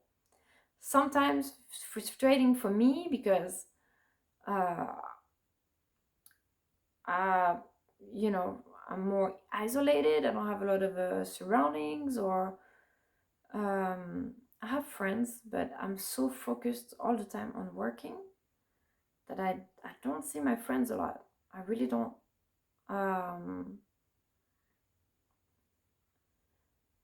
But we're still connected. Like when we see each other, we're still completely, with Davy, for example, we're still on the same frequency. But sometimes it's more frustrating, yeah, also because we do have the technology and the social media. Yeah, it's reassuring in a way to be able to connect like that. You're able to see, it's like windows to the world. You're able to see what's going on all over the place. But sometimes it can also make you feel like your reality is not as real. I don't know, you feel like you're more sucked into this astral world constantly, but then have a hardest time like grounding where you are around you, stuff like that. So it's good I often cut off completely from my Instagram, social media, because it just makes me you know, you're looking for this reassurance and this confirmation, and then you have so much information, and you realize that, oh, I'm already, we're already connected. We're never alone, you know. So that's the beauty about it. This is why I keep sharing it today. Every time I do the business challenge and stuff, I'm like, oh my God, I realize how bad I am. I'm both. I realize how good I am, because most of the stuff that I said and showed and exercises are stuff that I already do and share and say and try to apply every day in my life, or try to act like it. Then when I look at the results and I'm like, you know, I have a lot of content that I haven't published yet, that is not bringing me income yet. Like, I'm right at that stage, right, where and I always feel like, man, I have so much more work, you know, to accomplish. And then I'm like, but why would I keep doing something that's not profitable, or where I keep grinding? And I'm just like, because you grind in everything that you do, you're gonna grind anyways. But you might as well grind doing stuff that you want, because I think no matter what, we're always running after time. We're always, at least me, I always feel like, oh, when I'm done with this, I'll have more time to do that. And in the end, I feel like my first 6 years as a mom, I was never fully either in one or the other, you know. It was really, when I'm with my son, I'm like, oh, but I need to finish at work. And when I'm at work, I'm like, oh man, I feel guilty because I'm not playing with my son, you know. And so it's trying to, but I was constantly like trying to create, and at the same time staying present, you know, in the moment and with my son, and thinking, okay, well, I'm not meeting all of my deadlines. I need to push myself more, but then stepping back, you're like, oh, I actually do quite a bit, you know. So give credit to yourself, and encourage also. When you look at others, also you look at what others accomplish, and you're like, oh, that's so amazing, oh my God, they accomplished so much. And then you feel so far back, you're like, oh, forget it, like, I'll let others do it, they do so much better. But then it's an alliance also, you know. I was gonna zap that, but I wrote it, and maybe it's important that I get back to it. I talk a little bit longer to talk about it. But you look, there's a lot of successful men. There are a lot of successful men. When you look at spiritual communities, the speakers and stuff like that, it's rare. There are some still that can have little babies in small ages, and completely successful working actives and stuff. But in terms of how many single moms that you see that were not already successful, like if you see, I don't know, someone super already successful like Jello, or you know, that's already has contracts, business, money, and worked hard for it, but then you become a mother, it's easier than if you're like becoming a mother in the process of creating your business, because it's like, okay, who, while the family of the man, most of the time, once again, it's not generality, it's not feminism or whatever, but most of the time, if the woman is at home, the man has the time to focus on the career and more freedom and the peace of mind, and to travel if there is someone holding your kids. Like I see right now with Esteban, it's like I have to do my videos in the middle of the night if I want to be able to focus. So then I was like, yeah, you know, there's a lot of men. There is a reason why, because they all have children, or not all of them, but most of the time. But they all have children, but they all have a wife, you know, that's with them and supports them and able to take care of them. Or if they don't have children, then you go even faster. When I didn't have Esteban, I was always like going so much faster. So if you're a single mom, or if you're a mom, and I'm talking to myself too, I'm giving credit also for being able, as slow as it is, to be able to actually accomplish that, even though I'm slow, and to still be doing it, you know. When I look at the success of of them, I'm like, you know, I feel so small, so slow, and I'm like, yeah, but they also have the family support, and they also have the means to do it, to have babysitters or to travel faster, or not that they didn't earn it, but like I said, like I was saying today, only you are the key of the doors to open. They each open their own doors, but I also said that quote when everything was flowing in my life. You never know if something's gonna happen to your life, or luckily, you know, it wasn't a sickness, even though yes, I did have a sickness, but it can happen. It can happen to everybody, and in that case, you need to have the help, you need to have the support, you need to have the community. And for me, that was, I think, the hardest when I was in my period of real depression, and feeling like nothing I do is good enough or fast enough or productive or brings me during my, you know, my separation. It was very important for me to succeed, right? To succeed, to be able to make it by myself.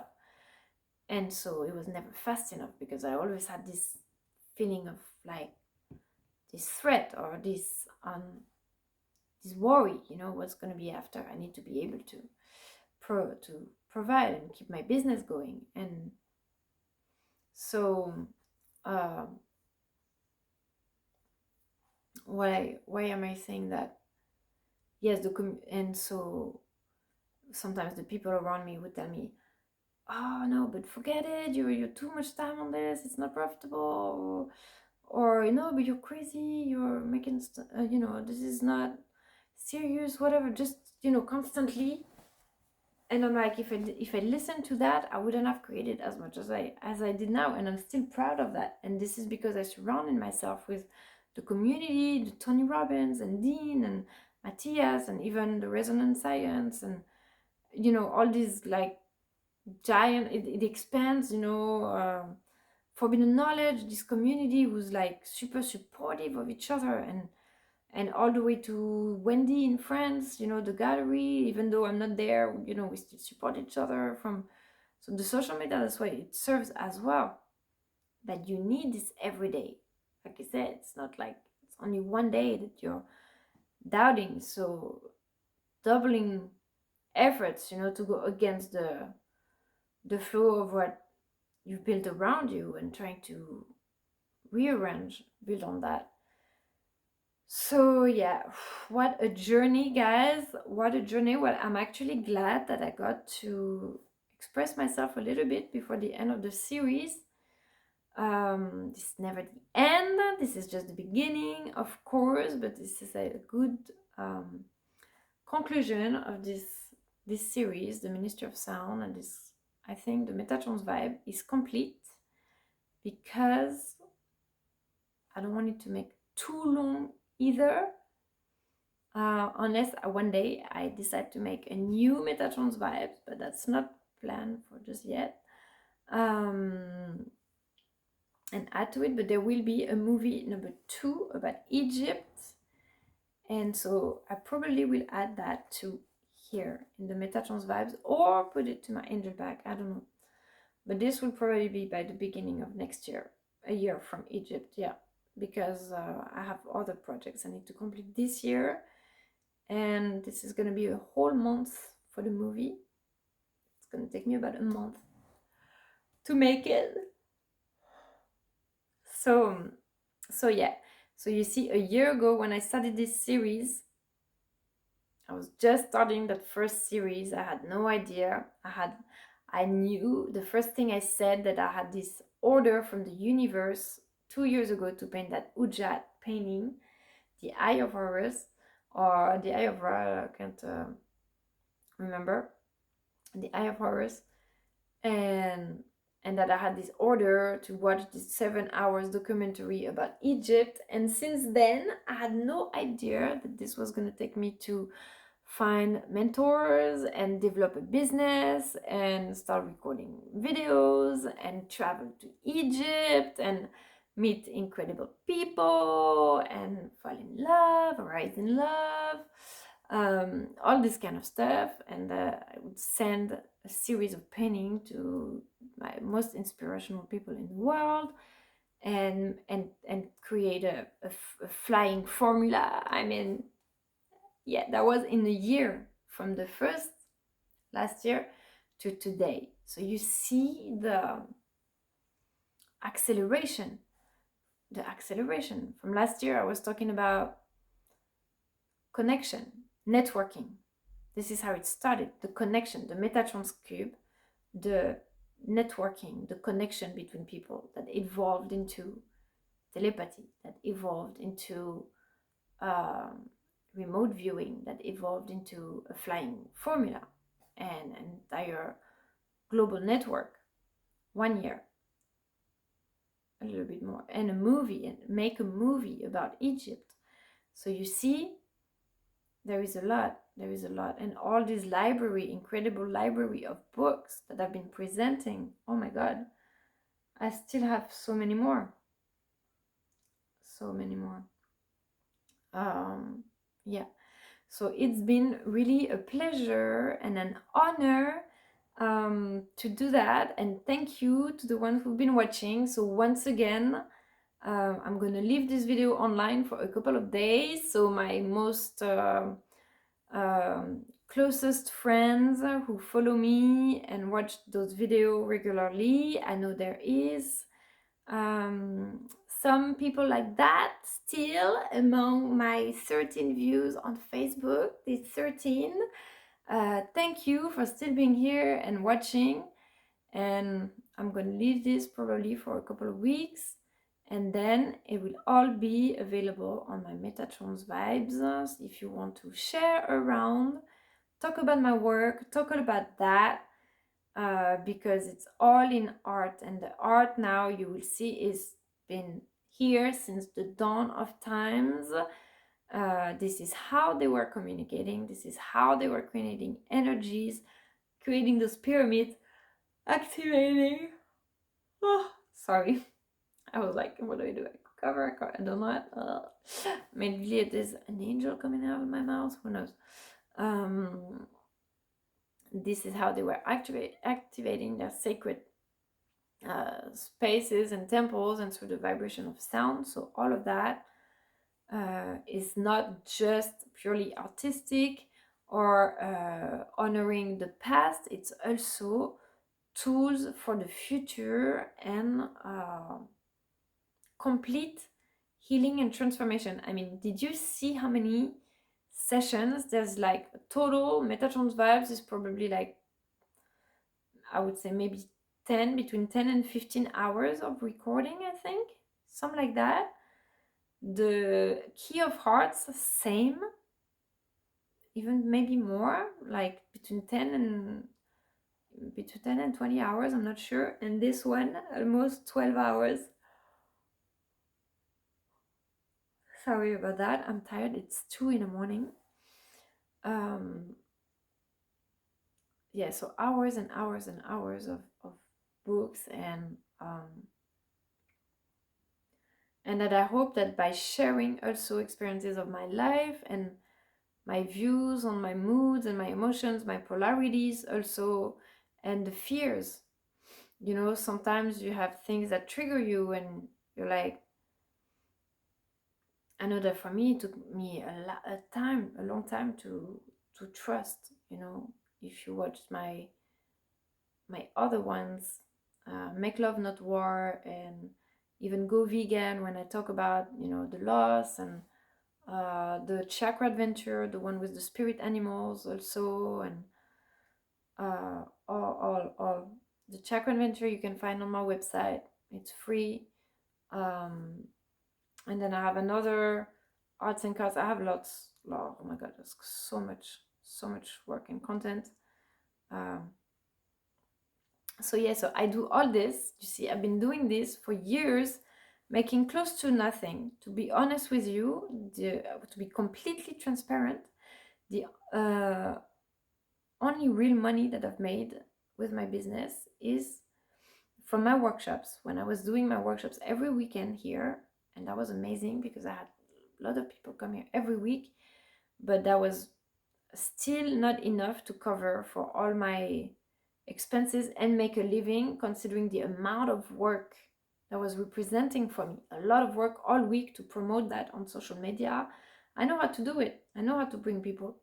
But it was taking all my week to promote this on social media, to prepare it and to clean up and to explain all, and speaking for 5 hours.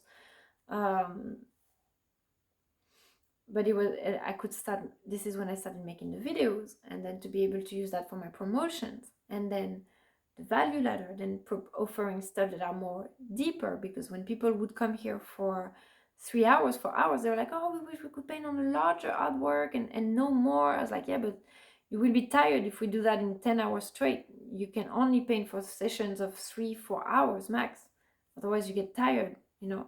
You need to also have the time to think about it. When I paint, it takes me a month because I don't finish it right away. The steps show themselves one after the other. So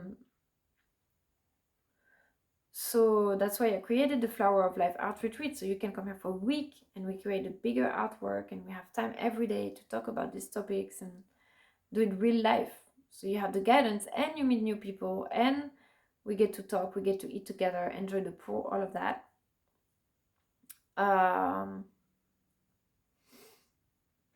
Yeah, and then from that, the Children's Hospital, so the Oracle, publishing the Oracle and the Children's Hospital of New Orleans, when I got $10,000 for a 30 paintings collection, okay, which is very good for me. That was a very decent first big order that it took me 6 months. So you see, 6 months to paint a 30 paintings collection constantly, because you know how slow it is, and to find the ideas, the inspiration, make it a meaning, because each artwork is super meaningful.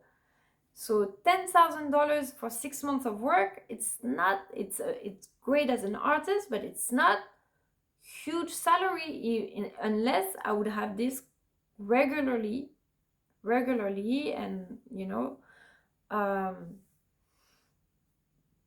that allows me to make a living. But this is why I started shifting to then bigger projects that take me longer to realize, to manifest, to create, but then I'm gonna have also bigger result, because I was like, as those smaller workshops and stuff, it's amazing and gratifying for me, but I can't live off of it. So it's not lasting.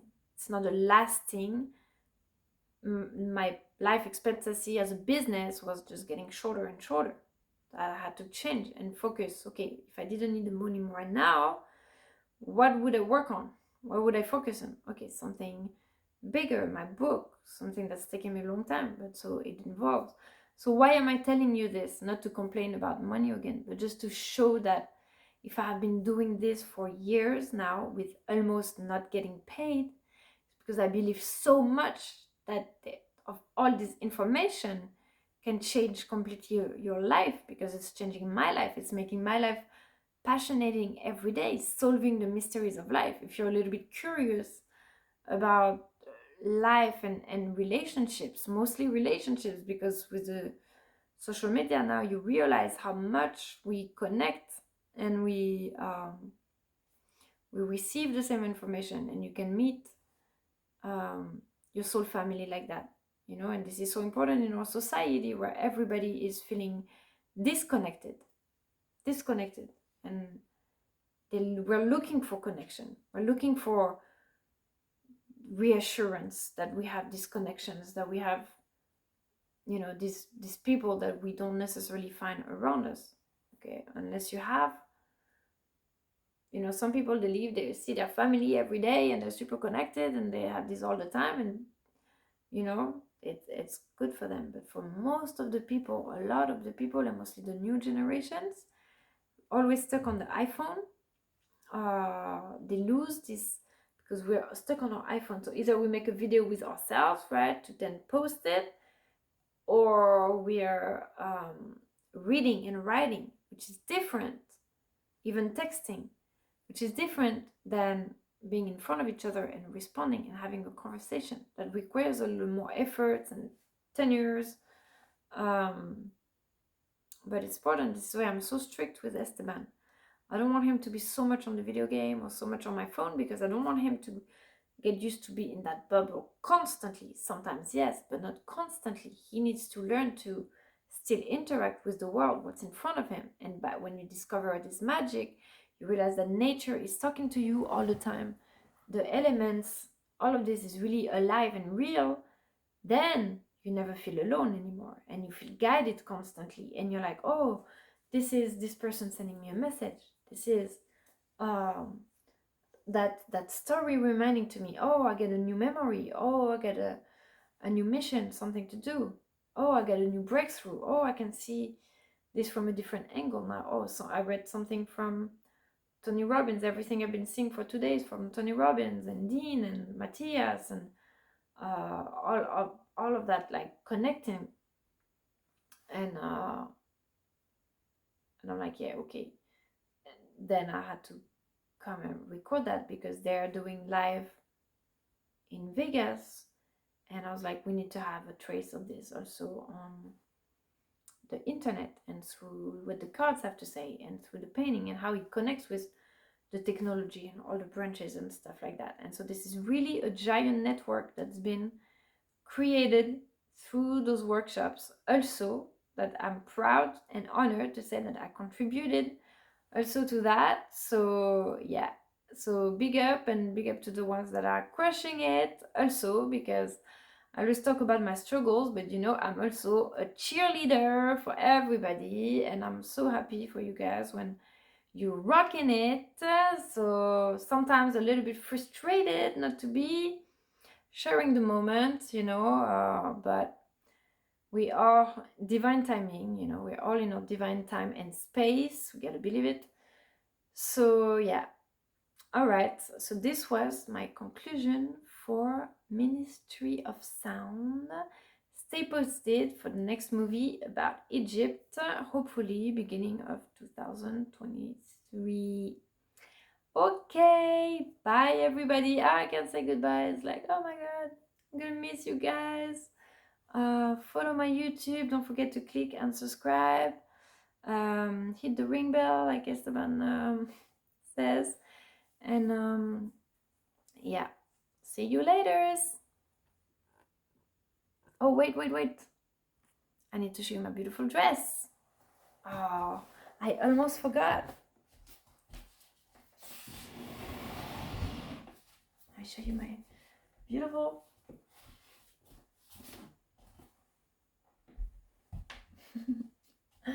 This is a dress from England that I got from my friends when we went shopping together.